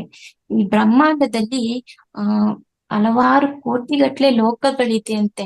ಆದ್ರೆ ಈ ಭೂಮಿಯ ಮೇಲೆ ಮಾತ್ರವೇ ಹಲವಾರು ಪಾಠಗಳನ್ನ ಕಲಿಯೋದಕ್ಕೆ ಒಂದು ಅವಕಾಶ ಇರುತ್ತಂತೆ. ಅದಕ್ಕೆ ಈ ಮಾನವ ಆತ್ಮ ಏನ್ ಮಾಡುತ್ತಂದ್ರೆ ಹಲವಾರು ಜನ್ಮಗಳಲ್ಲಿ ಹಲವಾರು ವೇಷಗಳನ್ನ, ಹಲವಾರು ಜನ್ಮಗಳಲ್ಲಿ ಹಲವಾರು ದೇಹಗಳನ್ನ ತಗೊಂಡು ನಾನಾ ರೀತಿಯ ಪಾಠಗಳನ್ನ ಕಲಿಯೋದಕ್ಕೆ ಈ ಭೂಮಿಗೆ ಬರುತ್ತೆ ಅಂತ ಹೇಳ್ತಾರೆ. ಈ ಭೂಮಿ ಒಂದು ಅದ್ಭುತವಾದ ಪಾಠಶಾಲೆ. ಮಾನವನ ಆಧ್ಯಾತ್ಮಿಕ ಅಭಿವೃದ್ಧಿಗೆ ಭೂಮಿಯು ಒಂದು ಸುಂದರವಾದ ಪ್ರದೇಶ ಅಂತ ಹೇಳ್ತಾರೆ. ಆದ್ರಿಂದ ಆತ್ಮವು ಭೂಮಿಗೆ ಬಂದು ಪಾಠಗಳನ್ನ ಕಲಿಯುತ್ತಾ ವಿಕಾಸವನ್ನ ಹೊಂದುತ್ತಿರುತ್ತದೆ. ನಾವು ಪ್ರತಿದಿನ ಒಂದ್ ನಿಮಿಷ ನಾವು ಪ್ರತಿದಿನ ಸುಮಾರು 60ರಿಂದ 70,000 ಆಲೋಚನೆಗಳನ್ನ ಹೊರಗೆ ಕಳಿಸ್ತಾ ಇರ್ತೇವಂತೆ. ನಮ್ಮ ಜನನವೂ ಕೂಡ ಒಂದು ಆಲೋಚನೆಯೇ. ನಾವು ಯಾವ ರೀತಿ ಆಲೋಚನೆ ಮಾಡ್ಬೇಕನ್ನೋದು ನಾವು ಪ್ರತಿ ಕ್ಷಣವೂ ಕೂಡ ನಾವು ಗಮನಿಸ್ಬೇಕಾಗುತ್ತೆ. ಈ ಅದ್ಭುತವಾದ ಒಂದು ಭೂಮಿ ನಮ್ಗೆ ಒಂದು ಪಾಠಶಾಲೆ ಆಗಿದೆ. ಆದ್ರಿಂದ ಯೇಸು ಹೇಳ್ತಾರೆ, ಈ ನಿನ್ನ ಭಗವಂತನ ಸಾಮ್ರಾಜ್ಯ ಬೇರೆ ಎಲ್ಲಿಯೂ ಇಲ್ಲ, ನಿನ್ನೊಳಗೇ ಇದೆ, ಅದನ್ನ ನೀನು ಉಸಿರಾಟದ ಮೂಲಕ ಅದನ್ನ ಕಂಡುಕೊಳ್ಬಹುದು ಅಂತ ಇಲ್ಲಿ ಯೇಸು ಕ್ರಿಸ್ತರು ಹೇಳ್ತಾರೆ.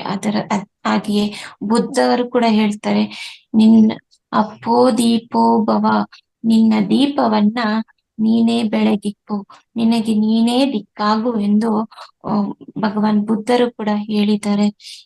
ಎಲ್ಲರೂ ಕೂಡ ಚಿಕ್ಕ ಮಕ್ಕಳಂತೆ ಆಗಿ, ಚಿಕ್ಕ ಮಕ್ಕಳ ಮನಸ್ಸು ಅಷ್ಟು, ಅವರ ಮನಸ್ಸು ಯಾವುದೇ ರೀತಿಯ ಕಲ್ಮಸ ಇರಲ್ಲಂತೆ. ನಾವು ಕೂಡ ಚಿಕ್ಕ ಮಕ್ಕಳಂತೆ ಆದಾಗ ನಾವು ಮುಕ್ತಿಯನ್ನ, ಮೋಕ್ಷವನ್ನ ಪಡಿಬಹುದು ಅಂತ ಇಲ್ಲಿ ತಿಳಿಸ್ತಾರೆ.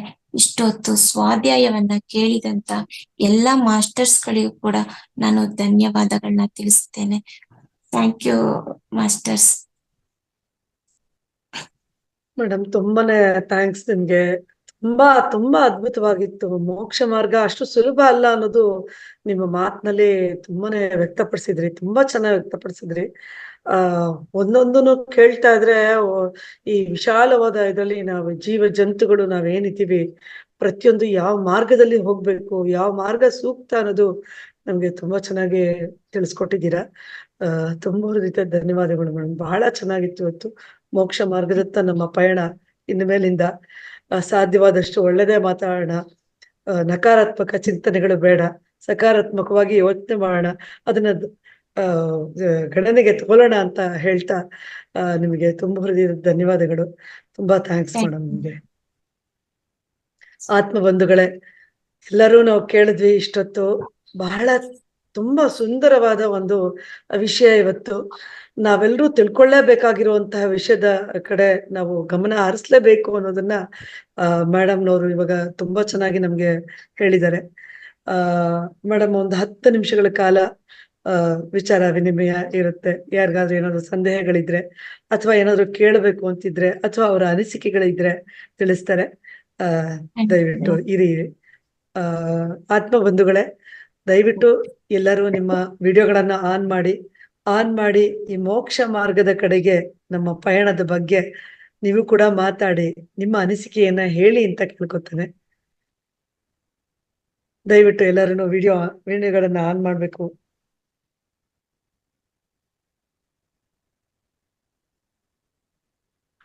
ಯಾರಾದ್ರೂ ನೀವು ಏನಾದ್ರು ಮಾತಾಡೋದಿದ್ರೆ, ನಿಮ್ಮ ಅನಿಸಿಕೆಗಳನ್ನ ತಿಳಿಸೋದಿದ್ರೆ ದಯವಿಟ್ಟು ಆನ್ ಮಾಡ್ಕೊಳ್ಳಿ, ವಿಡಿಯೋ ಆನ್ ಮಾಡಿ, ಆಮೇಲೆ ಅನ್ಮ್ಯೂಟ್ ಮಾಡ್ಕೊಳ್ಳಿ.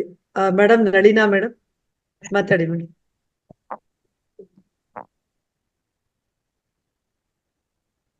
ಯಾರಾದ್ರೂ ಮಾತಾಡೋದಿದ್ರೆ ನೀವು ಹ್ಯಾಂಡ್ ರೇಸ್ ಮಾಡ್ಬೋದು. 1 by 1 ನಾನು ಕೇಳ್ತೇನೆ. ನಳಿನಾ ಅವರೇ, ನೀವು ನಿಮ್ಮ ಮಾತಾಡಿ.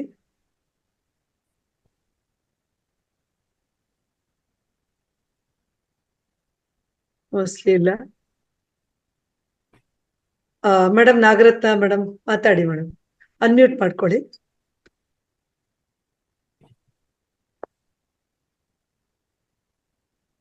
ಮಾತಾಡಿ. ನಮಸ್ತೆ ಮೇಡಮ್. ನಮಸ್ತೆ ಮೇಡಮ್. ತುಂಬಾ ಚೆನ್ನಾಗಿ ಹೇಳಿದ್ರಿ ಮೇಡಮ್. ತುಂಬಾನೇ ಅದ್ಭುತವಾಗಿತ್ತು ನೀವ್ ಹೇಳೋ ರೀತಿಲಿ. ನಾವು ಆತ್ಮ ಜ್ಞಾನ ಪಡ್ಕೊಳಕ್ಕೆ ಯಾವ ರೀತಿ ಇರ್ಬೇಕು ಅನ್ನೋದು ತುಂಬಾ ಚೆನ್ನಾಗಿ ಹೇಳಿದ್ರಿ. ಮೋಕ್ಷದ ಬಗ್ಗೆ, ಮೋಕ್ಷ ಅಂದ್ರೆ ಬಂಧನದಿಂದ ಬಿಡುಗಡೆ ಅಂತ ಹೇಳಿದ್ರಿ. ನಾವು ಶರೀರ, ಬುದ್ಧಿ, ಮನಸ್ಸು ಎಲ್ಲ ಯಾವುದೂ ಅಲ್ಲ, ನಾವು ಆತ್ಮ ಅಂತ ತಿಳ್ಕೊಬೇಕು ಅಂತ ತುಂಬಾ ಚೆನ್ನಾಗಿ ಹೇಳಿದ್ರಿ. 4 ಚತುರ್ವಿಧ ತತ್ವಗಳು, ನಿರ್ಗುಣ ನಿರ್ಗುಣ ಸ್ಥಿತಿ ಇಲ್ಲಿ ಮುಖ್ಯ ಅಂತ ತಮಗುಣ, ರಜಗುಣ, ಗುಣಗಳ ಬಗ್ಗೆನೂ ಹೇಳಿದ್ರಿ. ಅವೆಲ್ಲಾನು ನಿಗ್ರಹ ಮಾಡ್ಕೊಂಡು ನಾವು ಮಾತನ್ನು ಮೌನವಾಗಿಟ್ಕೊಂಡು ಯಾವಾಗ್ಲೂನು ಏಕಾಗ್ರತೆಯಿಂದ ಇರ್ಬೇಕು, ಭಯ ಇರಬಾರ್ದು, ಮನ್ಸಲ್ಲಿ ಮುಖದಲ್ಲಿ ಒಂದು ಮುಗುಳ್ನಗೆ ಇರ್ಬೇಕು ಅಂತ ಚೆನ್ನಾಗಿ ಪ್ರತಿಯೊಂದು ಚೆನ್ನಾಗಿ ಹೇಳಿದ್ರಿ. ನಾವ್ ಯಾವಾಗ್ಲೂ ಆತ್ಮಾನಂದ ಪಡಿಬೇಕು ಅಂತ ಇಲ್ಲಿ ನಂಬಿಕೆ, ಆತ್ಮವಿಶ್ವಾಸ, ನಂಬಿಕೆ ಇದ್ರೆ, ಆತ್ಮವಿಶ್ವಾಸ ಇದ್ರೆ ರೋಗನೂ ಕೂಡ ವಾಸಿ ಆಗುತ್ತೆ ಅಂತ ಹೇಳಿದ್ರಿ. ಅಹಂಕಾರ ಇರಬಾರ್ದು, ಕ್ಷಮಾಗುಣ ಇರ್ಬೇಕು, ಕೃತಜ್ಞತೆ, ಪ್ರತಿಯೊಂದಕ್ಕೂ ಕೃತಜ್ಞತೆ ಹೇಳ್ತಾ ಇರ್ಬೇಕು ಅಂತ ಚೆನ್ನಾಗಿ ಹೇಳಿದ್ರಿ. ಎಲ್ಲದೂ ಚೆನ್ನಾಗಿತ್ತು. ಯಾರಿಗೂ ಇದನ್ನ ಪಡಿಯಕ್ಕೆ ಅಪ್ಪೋ ದೀಪೋ ಭವ ಅನ್ನೋದು, ಅದನ್ನ ನಾವು ನಮ್ಮನ್ನೇ ಉದ್ಧರಿಸ್ಕೊಳ್ಬೇಕು, ನಾವು ಮೊದ್ಲು ನಮ್ಮನ್ನ ಸರಿ ಮಾಡ್ಕೊಳ್ಬೇಕು ಅಂತ ಎಲ್ಲ ವಿಷಯನೂ ಇನ್ನ ಜಾಸ್ತಿ ಚೆನ್ನಾಗಿ ಹೇಳಿದ್ರಿ. ಎಲ್ಲ ಪ್ರತಿಯೊಂದು ಚೆನ್ನಾಗಿತ್ತು. ಚೆನ್ನಾಗಿ ಜ್ಞಾನ ಪಡೆಯೋಕೆ ಎಷ್ಟು ಚೆನ್ನಾಗಿಯೂ ಹೇಳಿದ್ರಿ. ಅದು ಎಷ್ಟು ಚೆನ್ನಾಗಿ ಹೇಳಿದ್ರಿ ಇದ್ರೆ ಅಷ್ಟು ಚೆನ್ನಾಗಿ ಹೇಳಿದ್ರಿ. ತುಂಬಾನೇ ನಮಗೆ ಅರ್ಥ ಆಯ್ತು. ಎಲ್ಲದು ಚೆನ್ನಾಗಿತ್ತು madam. Thank you madam. Thank you madam. Thank you. Thank you madam. Nagaratna madam ತುಂಬಾ ಚೆನ್ನಾಗಿ ನಿಮ್ಮ ಅನಿಸಿಕೆ, ಅಭಿಪ್ರಾಯಗಳನ್ನ ಹಂಚ್ಕೊಂಡ್ರಿ. ಧನ್ಯವಾದಗಳು ನಿಮಗೆ. ಮತ್ತೆ ಯಾರು ಮಾತಾಡ್ತೀರಿ ದಯವಿಟ್ಟು ನೀವು ಹ್ಯಾಂಡ್ ರೈಸ್ ಮಾಡಿ ಅಥವಾ ಅನ್ಮ್ಯೂಟ್ ಮಾಡ್ಕೊಂಡು ಮಾತಾಡಬಹುದು.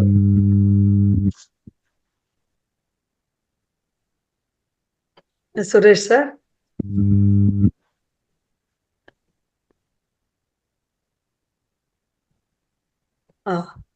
ಮಂಜುಳಾ ಮೇಡಮ್ ಮಾತಾಡಿ.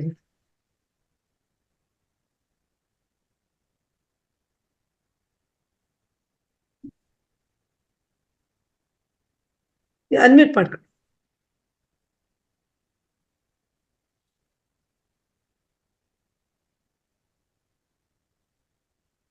ಮಾತಾಡಿ ಮೇಡಮ್. ನಮಸ್ತೆ ಮ್ಯಾಮ್. ನಮಸ್ತೆ ಮೇಡಮ್. ಕೇಳ್ತಾ ಇದೆ ಮೇಡಮ್, ಹೇಳಿ. ಕೇಳಿಸಿದೆ ಮಾತಾಡಿ. ನಾನು ಇವತ್ತು ಫಸ್ಟ್ ನಿಮ್ ಮೀಟಿಂಗ್ ಅಟೆಂಡ್ ಆಗಿರೋದು. ನಾನು ಫಸ್ಟ್ ಸಲ ಮಾತಾಡ್ತಾ ಇದ್ದೀನಿ. ಒಂಥರ ಭಯ, ಆಮೇಲೆ ಏನ್ ಹೇಳ್ಬೇಕನ್ನೋದು ಜಲ್ದಿ ಗೊತ್ತಾಗ್ತಾ ಇಲ್ಲ. ಆಮೇಲೆ ಅವ್ರು ಹೇಳಿದ್ರು, ನಮ್ಮ ಜೀವನದೊಳಗೆ ಪ್ರತಿಯೊಬ್ರು, ನಮ್ಮ ಫ್ಯಾಮಿಲಿ ಒಳಗೆ ಬರುವಂತವ್ರು ಎಲ್ಲಾರು ಒಂದೊಂದು ಪಾತ್ರ ಇರುತ್ತೆ ಅಂತ ಹೇಳಿದ್ರು. ಯಾರ ಬಗ್ಗೆನೂ ಟೀಕೆ ಮಾಡಬಾರ್ದು. ಕೆಟ್ಟದ್ದು ಇರುತ್ತೆ ಫ್ಯಾಮಿಲಿ ಒಳಗೆ, ಒಳ್ಳೇದು ಇರುತ್ತೆ. ಅವ್ರವ್ರ ಪಾತ್ರ ಅವ್ರವ್ರು ನಿಭಾಯಿಸ್ತಿರ್ತಾರೆ. ನಾವು ಅವ್ರ ಬಗ್ಗೆ ಕೆಟ್ಟದ್ದು ವಿಚಾರ ಮಾಡಬಾರ್ದು, ಕೆಟ್ಟದ್ದು ಮಾತಾಡಬಾರ್ದು ಅಂತ ಹೇಳಿದ್ರು. ಈ ಮಾತು 100% ಸತ್ಯ. ಜೀವನದೊಳಗೆ ಬಂದಂತವ್ರು ಎಲ್ಲಾರು ಅವ್ರವ್ರ ಪಾತ್ರ ನಿಭಾಯಿಸ್ತಿರ್ತಾರೆ. ಅವ್ರವ್ರ ಪಾತ್ರಕ್ಕೆ ತಕ್ಕಂಗ ಅವ್ರವ್ರು ಜೀವನ ನಡೆಸ್ತಿರ್ತಾರೆ. ನಮ್ ಪಾತ್ರಗಳಿಗೆ ನಾವು ಧರ್ಮದಿಂದ ನಡ್ಕೋಬೇಕು ಅನ್ನೋದು ಹೇಳಿದ್ರಲ್ಲ, ಅದು ನಂಗೆ ಭಾರಿ ಇಷ್ಟ ಆಯ್ತು. Thank you madam. ತುಂಬಾ ತುಂಬಾ ಥ್ಯಾಂಕ್ಸ್ ಮೇಡಮ್. ಈಗಷ್ಟ ನೀವು ಬಂದಿದ್ರು, ತುಂಬಾ ಚೆನ್ನಾಗಿ ನಿಮ್ಮ ಅಭಿಪ್ರಾಯಗಳನ್ನ ವ್ಯಕ್ತಪಡಿಸಿದ್ರಿ. ಧನ್ಯವಾದ ಮೇಡಮ್ ನಿಮ್ಗೆ. ದಿನವೂ ಇಲ್ಲಿ ನಿಮ್ಮ ಬನ್ನಿ, ಖಂಡಿತ. ಸಾಕಷ್ಟು, ಹೌದು ಹೌದು, ದಿನಾಗ್ಲೂ ಇರುತ್ತೆ ಮೇಡಮ್. ಭಾನುವಾರ ಒಂದು ದಿನ ಇರಲ್ಲ ಅಷ್ಟೇ, ದಿನವೂ ಇರುತ್ತೆ. ತುಂಬಾ ಜ್ಞಾನವನ್ನ ನೀವು ಪಡಿಬಹುದು. ಎಷ್ಟೋ ಒಂದು ಮಾತಿದೆ, ನಾವು ಸಾಯೋವರೆಗೂ ಕಲಿಬೇಕಾದ್ದು ನಮ್ಮ ಕರ್ತವ್ಯ, ಕಲಿತಾನೆ ಇರ್ತೀವಿ ಅನ್ನೋದು. ಅದೇ ಮಾರ್ಗದಲ್ಲಿ ನಾವಿರ್ತೀವಿ. ಆದ್ರೆ ಕಲಿಸೋರು ಯಾರು ಒಬ್ರು ಬರ್ತಾನೆ ಇರ್ಬೇಕಾಗತ್ತೆ ನಮಗೆ, ಯಾಕೆಂದ್ರೆ ನಮ್ಮ ದಾರಿನಲ್ಲಿ ನಾವಿರ್ತೀವಿ. ಅದು ನಿಜ ಅಲ್ವಾ? 100% ಸತ್ಯ. ಮೇಡಮ್, ನಂದೊಂದು ಮಾತು, ಸುಧಾ ಮೇಡಮ್, ಏನಂದ್ರೆ ಮೌನ ಅಂತ ಹೇಳಿದ್ರಿ. ಮೌನ ಅಂತ, ಹೌದು. ಈ ಬರೀ ನಾವು ಮಾತಾಡದೆ ಇರೋವಂಥದ್ದು ಮೌನ ಅಲ್ಲ, ಆದ್ರೆ ಕಂಪ್ಲೀಟ್ ಮೌನವಾಗಿರ್ಬೇಕು ಅಂದ್ರೆ ಅದು ಬಹಳ ಕಷ್ಟ. ಅದು ಅದರ ಒಂದು ತೀವ್ರತೆ ಎಷ್ಟಿದೆ ಅಂತಂದ್ರೆ ಊಹಿಸಕ್ಕೂ ಅಸಾಧ್ಯ ಅನ್ನೋ ತರ ನನಗೆ ಅನಿಸ್ತಾ ಇದೆ. ಏನ್ ಹೌದು ಹೇಳ್ತೀರಾ ಮೇಡಮ್, ಅದಕ್ಕೆ? ಖಂಡಿತ ಮೇಡಮ್. ನಾವು ಪ್ರಯತ್ನ ಮಾಡ್ಬೇಕು ಮೇಡಮ್. ಒಂದ್ ದಿನಕ್ಕೆ ಒಂದು ಅರ್ಧ ಗಂಟೆನಾದ್ರೂ ನಾವ್ ಇದನ್ನ ಪ್ರಯತ್ನ ಮಾಡ್ಕೊಂಡ್ ಬಂದಾಗ, ಯಾರ ಜೊತೆನೂ ಮಾತಾಡದೆ ಒಂದ್ ಅರ್ಧ ಗಂಟೆ ಸೈಲೆಂಟ್ ಆಗಿದ್ದು ನೀವು ನೋಡಿ, ಆಗ ನಾವು ಆಲೋಚನೆಗಳು ಬರುತ್ತೆ. ಆಲೋಚನೆಗಳು ಬರ್ತಾ ಇದೆ ಅಂದ್ರೆ ಅದು ಹೋಗ್ತಾ ಇದೆ ಅಂತ ಅರ್ಥ. ನಾವು ಅದನ್ನ ಅದ್ರ ಕಡೆನೆ ನಾವು ಹೋಗ್ಬಾರ್ದು. ಏನ್ ಬರ್ತಾ ಇದೆ ಅದನ್ನ ಗಮನಿಸ್ಬೇಕಷ್ಟೇ. ಗಮನಿಸಿ ಅದನ್ನ ಬಿಟ್ಬಿಡ್ಬೇಕು. ಈ ರೀತಿ ನಾವು ಅರ್ಧ ಗಂಟೆ 1 ಗಂಟೆ ಪ್ರಾಕ್ಟೀಸ್ ಮಾಡೋದ್ರಿಂದ ನಾವು ಮೌನವನ್ನ ಮಾಡೋದಿಕ್ಕೆ ಆಗುತ್ತೆ. ಆಲೋಚನೆಗಳು ಕೂಡ ಕಡಿಮೆ ಆಗುತ್ತೆ. ಸ್ಟಾರ್ಟಿಂಗ್ ಅಲ್ಲಿ ಕಷ್ಟ ಆಗುತ್ತೆ, ಅನಂತರದ ಅಭ್ಯಾಸ ಆದಾಗ ವೆರಿ ನೈಸ್, ವೆರಿ ಮೌನವನ್ನ ನೈಸ್, ನಾವು ಮಾಡ್ಬೋದು. Very nice, very nice. ತುಂಬಾನೇ ಸಂತೋಷ ಅದು. Thank you madam. Suresh sir, ಮಾತಾಡಿ ಸರ್ ದಯವಿಟ್ಟು. ನಮಸ್ತೆ ಮೇಡಮ್. ನಮಸ್ತೆ. ನಮಸ್ತೆ ಸರ್. ಅದೇ ಭಾಷಣ ಎಲ್ಲ ಚೆನ್ನಾಗಿತ್ತು ಮೇಡಮ್. Thank you sir. ಅದೇ ನಂದು ಏನಂದ್ರೆ, ಈ ಸ್ವಾಭಿಮಾನಕ್ಕೂ ಅಹಂಗೂ ಇರೋ ವ್ಯತ್ಯಾಸ ಏನು ಅಂತ. ಸರ್, ಕೆಲವರು ಅಹಂ ಈಗ ನಮ್ಗ ಅನ್ಸುತ್ತೆ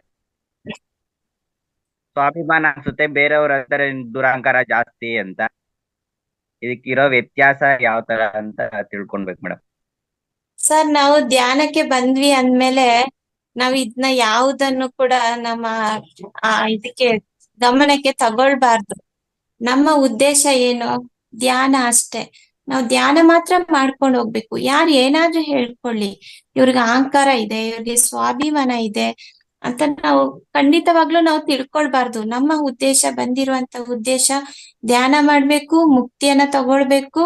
ನಂತರ ಮುಂದಿನ ಒಂದು ಜನ್ಮಕ್ಕೆ ನಾವು ಹೋಗೋದಿದ್ರೆ ಹೋಗ್ಬೇಕು, ಇಲ್ಲ ಇದೇ ಜನ್ಮದಲ್ಲಿ ನಾವು ನಮ್ಮ ಒಂದು ಜನ್ಮವನ್ನ ಅಂತ್ಯ ಮಾಡ್ಕೋಬೇಕು.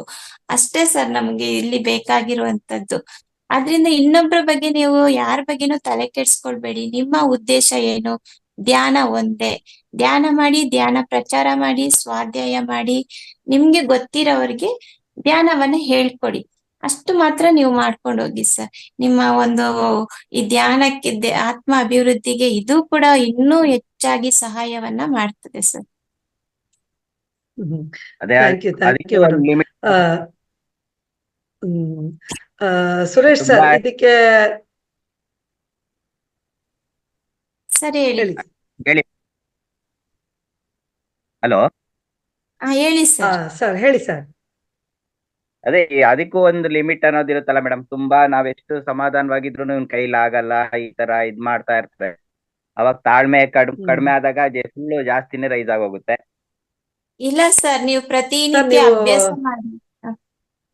ಹೇಳಿ ಮೇಡಮ್. ಹೇಳಿ ಮೇಡಮ್, ಹೇಳಿ ಮೇಡಮ್. ಸರ್, ನೀವು ಪ್ರತಿನಿತ್ಯ ಅಭ್ಯಾಸ ಮಾಡಿ ಸರ್. ನಮ್ಗೆ ಅಂತವ್ರೆ ಬೇಕಾಗಿರೋದು. ಯಾಕೆಂದ್ರೆ ಅವ್ರನ್ನೆಲ್ಲ ನಾವು ಗೆಲ್ಬೇಕು ಅಂದ್ರೆ ನಾವು ಎಲ್ಲ ಈಚೆ ಕಿವಿಲ್ ಕೇಳಿ ಈಚೆ ಕಿವಿಲ್ ಬಿಡ್ಬೇಕು. ಅಷ್ಟೇ ನಾವು ಮಾಡ್ಬೇಕಾಗಿರೋದು. ಇದೊಂದೇ.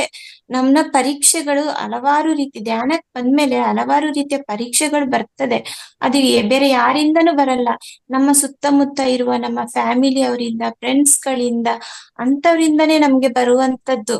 ಅದ್ರಿಂದ ನಾವೇನ್ ಮಾಡ್ಬೇಕು? ಈಚೆ ಕಿವಿಲ್ ಕೇಳ್ಬೇಕು, ಈಚೆ ಕಿವಿಲ್ ಬಿಡ್ಬೇಕಷ್ಟೇ.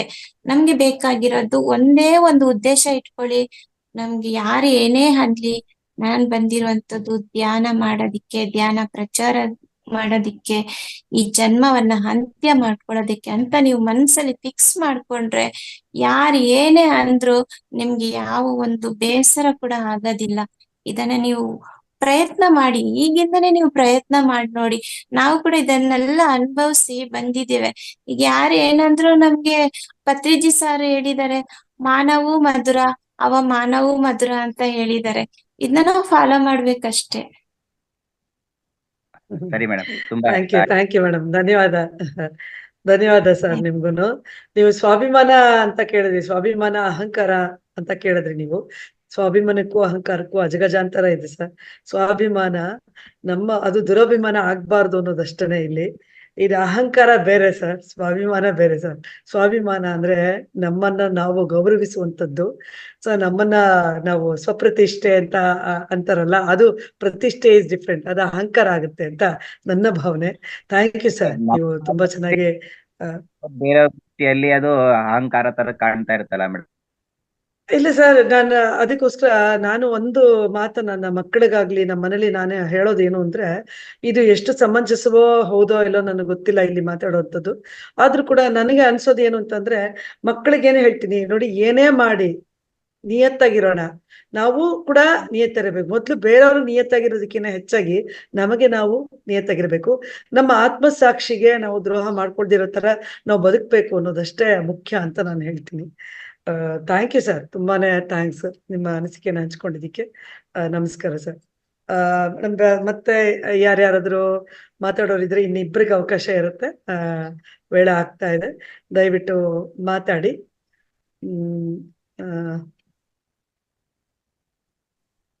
ಯಾರು ಮಾತಾಡ್ತಿದ್ದೀರಿ? ನಳಿನಾ ಮೇಡಮ್, ಆವಾಗ್ಲೇ ನೀವು ಓಪನ್ ಮಾಡಿದ್ರಿ, ಮತ್ತೆ ಅದು ಇದಾಯ್ತು. ಮಾತಾಡಿ. ಆಮೇಲೆ ಗೀತಾ ಮೇಡಮ್, ವೇದ ಮೇಡಮ್, ಪಾಲಾಕ್ಷಿ ಅವರೇ, ಪ್ರಭಾ ಅವರೇ ಮಾತಾಡಿ. ಏಕೆಂದ್ರೆ ಮೋಕ್ಷ ಮಾರ್ಗ ಬಹಳ ಒಳ್ಳೆಯ ವಿಷಯ, ತುಂಬಾ ತಿಳ್ಕೊಳ್ಬೇಕಾದಂಥದ್ದು. ಮಾತಾಡಿ, ನಿಮ್ಮ ಅನಿಸಿಕೆಯನ್ನು ವ್ಯಕ್ತಪಡಿಸಿ. ನಮಸ್ತೆ. ನಮಸ್ತೆ. ಹೇಳಿ ಮೇಡಮ್. ಇಲ್ಲ ಮೇಡಮ್, ಹಲೋ, ಮೇಡಮ್. ಕೇಳಿಸ್ತಿದೆ, ಮಾತಾಡಿ ಮೇಡಮ್. ಪಾಲಾಕ್ಷಿ ಮೇಡಮ್ ಮಾತಾಡಿ. ಹಾ, ಮೋಕ್ಷ ಮಾರ್ಗ ಬಹಳ ಚೆನ್ನಾಯ್ತು ಮೇಡಮ್. ಖುಷಿ ಅನಿಸ್ತದ ಕೇಳ್ತಾ. ಅದು ಪ್ರತಿಯೊಂದನ್ನು ನಾವು ಅಬ್ಸರ್ವ್ ಮಾಡಿದ್ಮೇಲೆ ಮಾತ್ರ ನಮ್ಗ ವೇದ್ಯ ಆಗಕ್ ಶುರು ಆಗ್ತದ. ನಾವು ಸುಮ್ನೆ ನೀವ್ ಹೇಳಿದ್ದನ್ನ ನಾವ್ ಕೇಳಿ ಬಿಟ್ಬಿಟ್ರೆ ನಮ್ಗೆ ಯಾವ್ದು ಇದಾಗಂಗಿಲ್ಲ. ಅದು ಸ್ವಲ್ಪ ಅನುಭವಕ್ ಬಂದಾಗ ಮಾತ್ರ ಹೌದಲ್ಲ ಅಂತ ಶುರು ಆಗತ್ತಮ್ಮ. ಸುರೇಶ್ ಸರ್, ನಂಗೆ ನಿಮ್ಮ ಜಿಜ್ಞಾಸೆ ನಂಗೆ ಬಹಳ ಇಷ್ಟ ಆಯ್ತು ಸರ್. ಯಾಕಂದ್ರೆ ನೀವು ಧ್ಯಾನಕ್ ಬಂದಿರೋದೇ ಮೋಕ್ಷ ಮಾರ್ಗ ಕೇಳೋದ್ರ ಸಲುವಾಗಿ ಅಂತ ಹೇಳಿದ್ರಿ ಒಂದ್ಸರ್ತಿ. ಅದು ಯಾಕಂದ್ರೆ ಇಲ್ಲಿ ಎಲ್ಲರೂ ಬಂದಿರೋದು ಆರೋಗ್ಯ, ಕೆಲವೊಬ್ರು ಆರೋಗ್ಯಕ್ಕಾಗಿನೇ ಧ್ಯಾನಕ್ ಬಂದಿರೋದು. ಆದ್ರೆ ನಾವು ಎಲ್ಲರೂ ನಾವು ಜಿಜ್ಞಾಸುಗಳು ಅನ್ನೋದೇ ನಮ್ಗೆ ಅರ್ಥ ಆಗಿರೋದು. ಯಾಕಂದ್ರೆ ಧ್ಯಾನ ಮಾಡೋದು ಏನಿದು ಲೋಕ ಅನ್ನೋದು, ನಾವು ಬದುಕೇನು, ನಮ್ ಜೀವನ ಏನು ಅನ್ನೋದನ್ನ ಹುಡ್ಕೋಕ್ಕಾಗಿನೇ ನಾವು ಧ್ಯಾನಕ್ ಬಂದಿರೋದು ಅರ್ಥ. ಅದನ್ನ ನಾವು ಧ್ಯಾನ ಮಾಡ್ತಾ ಮಾಡ್ತಾ ಮಾಡ್ತಾ ನಮ್ಗೆ ಅದು ದಿನಕ್ ದಿನ ಒಂದೊಂದು ಫ್ಲಾಶ್ ಆಗುತ್ತೆ. ನಂಗ್ ಆದ ಅನುಭವ ಹೇಳ್ತೀನಿ. ನಾನ್ ಧ್ಯಾನಕ್ ಬಂದಾದ್ಮೇಲೆ ಯಾವಾಗ್ಲೂ ಕೆಲ್ಸ ಮಾಡೋವಾಗ ಅದನ್ನ ಕೆಲ್ಸನ ಸ್ವಲ್ಪ ಎಂಜಾಯ್ ಮಾಡ್ಕೊಂಡು ಮಾಡಕ್ ಶುರು ಮಾಡಿದ್ದೆ. ನಾವು ಕಸ ಬಳಿಲಿ, ಮುಸ್ರೆ ತೊಳಿಲಿ, ಅಡಿಗೆ ಮಾಡ್ಲಿ, ಯಾವ್ದೇ ಮಾಡಿದ್ರು ಸ್ವಲ್ಪ ಎಂಜಾಯ್ ಮಾಡ್ಕೊಂಡ್ ಮಾಡಕ್ ಶುರು ಆದ್ಮೇಲೆ ನನ್ಗೆ ಅದು ಅನ್ಸ್ತು. ಇದು ಬಸವಣ್ಣವ್ರು ಹೇಳಿದ್ರಲ್ಲ, ಕಾಯಕವೇ ಕೈಲಾಸ ಅಂತ ಹೇಳಿ. ಆ ಕೆಲ್ಸ ಮಾಡೋದ್ರೊಳಗ್ ಸಿಗೋ ಆನಂದ ಅದು ನಿಜವಾಗಿ ಕೈಲಾಸ ಅಂತ ಅನ್ನಿಸ್ತು ನನಗೆ ಒಂದ್ಸರ್ತಿ. ಹಂಗಾಗಿನೇ ನಾವು ಒಂದು ಕೆಲ್ಸನ ಪ್ರೀತಿ ಮಾಡ್ಕೊಂತ ಹೋಗೋದ್ರಲ್ಲಿಂದ ನಮ್ಗ್ ಒಂದು ಮಾತ್ ಸತ್ಯ ಅನ್ನೋದು ಗೊತ್ತಾಯ್ತು, ಕಾಯಕವೇ ಕೈಲಾಸ ಅನ್ನೋದು ಗೊತ್ತಾಯ್ತು. ಇದೇ ರೀತಿ ನಾವು ವರಿತಾ ಯಾವ್ದೇ ಕೆಲ್ಸ ಮಾಡಿದ್ರು ಅದ್ರೊಳಗೆ ತಲ್ಲೀನ ಹಾಕಿ ಮಾಡ್ಕೊಂತ ಹೋಗೋದ್ರಿಂದ ನಮ್ಗೆ ಒಂದೊಂದೇ ಸತ್ಯಗಳು ಗೋಚರ ಆಗಕ್ ಶುರು ಆಗ್ತಾವ. ಅದೇ ನಮ್ಗೆ ಎನ್ಲೈಟ್ಮೆಂಟ್ ಅನ್ನೋದು ನನ್ನ ಭಾವನೆ ಮೇಡಮ್. ಸೂಪರ್. ತುಂಬಾ ಚೆನ್ನಾಗಿ ಮಾತಾಡಿದ್ರಿ madam. Very nice. Thank you madam, ಧನ್ಯವಾದ ನಿಮಗೆ. ಸುನೀತಾ ಮೇಡಮ್.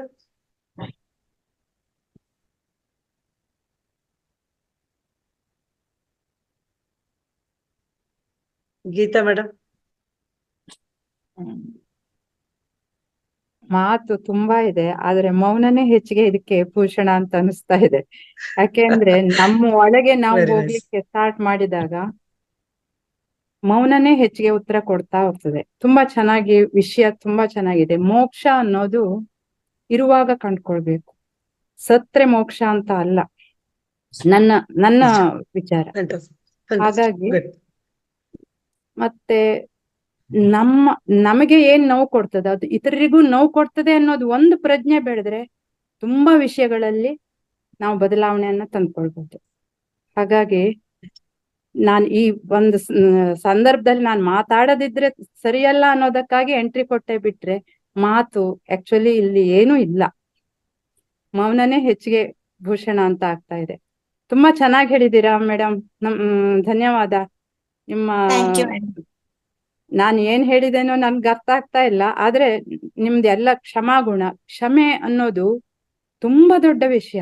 ಕ್ಷಮಿಸೋದು ಅನ್ನೋದು, ಕ್ಷಮಿಸ್ಕೊಂಡಾಗ ಒಂದು ಯಾರನ್ನೇ ಆಗ್ಲಿ ಒಂದು ಕ್ಷಮಿಸೋದು ಅನ್ನೋದು ಮನಸ್ಸಿನಲ್ಲೇ ಆಗ್ಬೇಕು, ಹೊರಗಿಂದ ಸಾರಿ ಅಂತ ಕೇಳೋದಲ್ಲ. ಮನಸ್ಸಿನಲ್ಲಿ ಆ ವಿಷಯದಿಂದ ನಾವು ಕ್ಷಮಿಸ್ಬೇಕು. ಆಗ ನಮ್ಮ ಒಳಗೆ ಬದಲಾವಣೆ. ಪ್ರತಿಯೊಂದು ಸಣ್ಣ ಸಣ್ಣ ವಿಷಯ ಕೂಡ ನಮ್ಮ ಒಳಗೆ ಆಗೋದಿದೆಯಲ್ಲ, ಈಗ ಹೇಳಿದ್ರಲ್ಲ ಮೇಡಮ್ ಎನ್ಲೈಟ್ಮೆಂಟ್ ಅಂತ, ನಿಜವಾಗಿಯೂ ಹೌದು ಅವ್ರು ಹೇಳೋದು.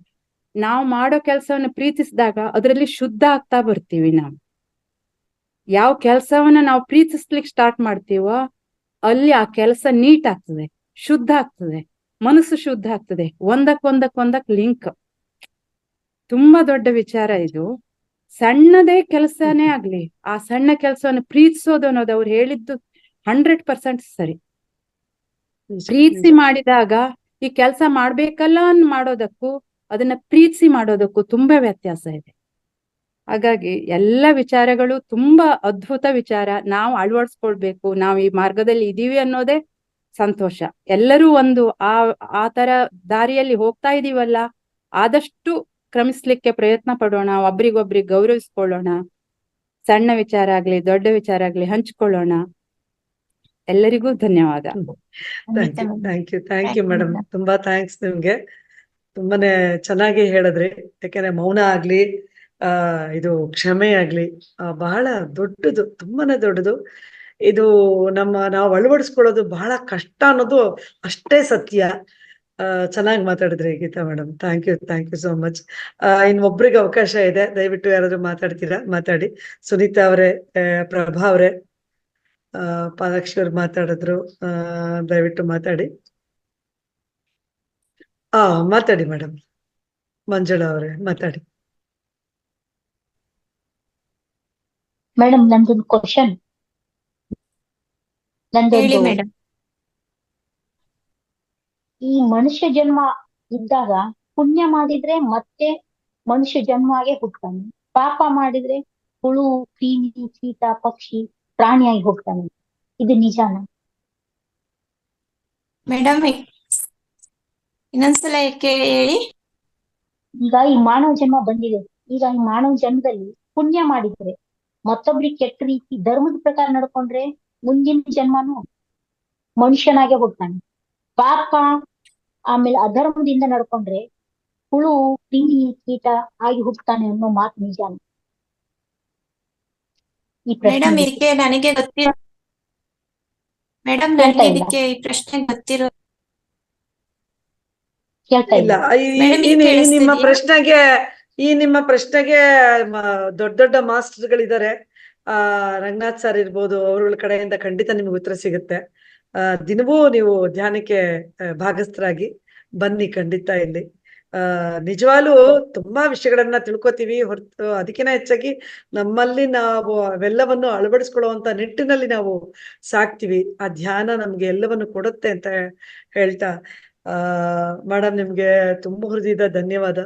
ಮತ್ತೊಮ್ಮೆ ಈ ಮೋಕ್ಷ ಮಾರ್ಗದ ಅಲ್ಲಿ ನಡೆಯುವಂತ ಅವಕಾಶವನ್ನ ನಿಮ್ಮ ಮಾತಿನ ಮೂಲಕ ಹೇಳುವಂತ ಅವಕಾಶ ನಮಗೂ ಸಿಕ್ಕರೆ ನಿಮ್ಗೆ ಸ್ವಾಗತ ಮೇಡಮ್. ಮತ್ತೊಮ್ಮೆ ಬನ್ನಿ. ಮತ್ತೆ ಯಾರೋ ಒಬ್ರು ಬಂದ್ರು, ಇಲ್ಲ ಇದಾಯ್ತು. ನೆಕ್ಸ್ಟ್ ಇನ್ನೊಬ್ರು ಇಲ್ಲಿ ದೀಪಿಕಾ ಅವರೇ ಮಾತಾಡ್ತೀರಾ? ಇಲ್ಲ.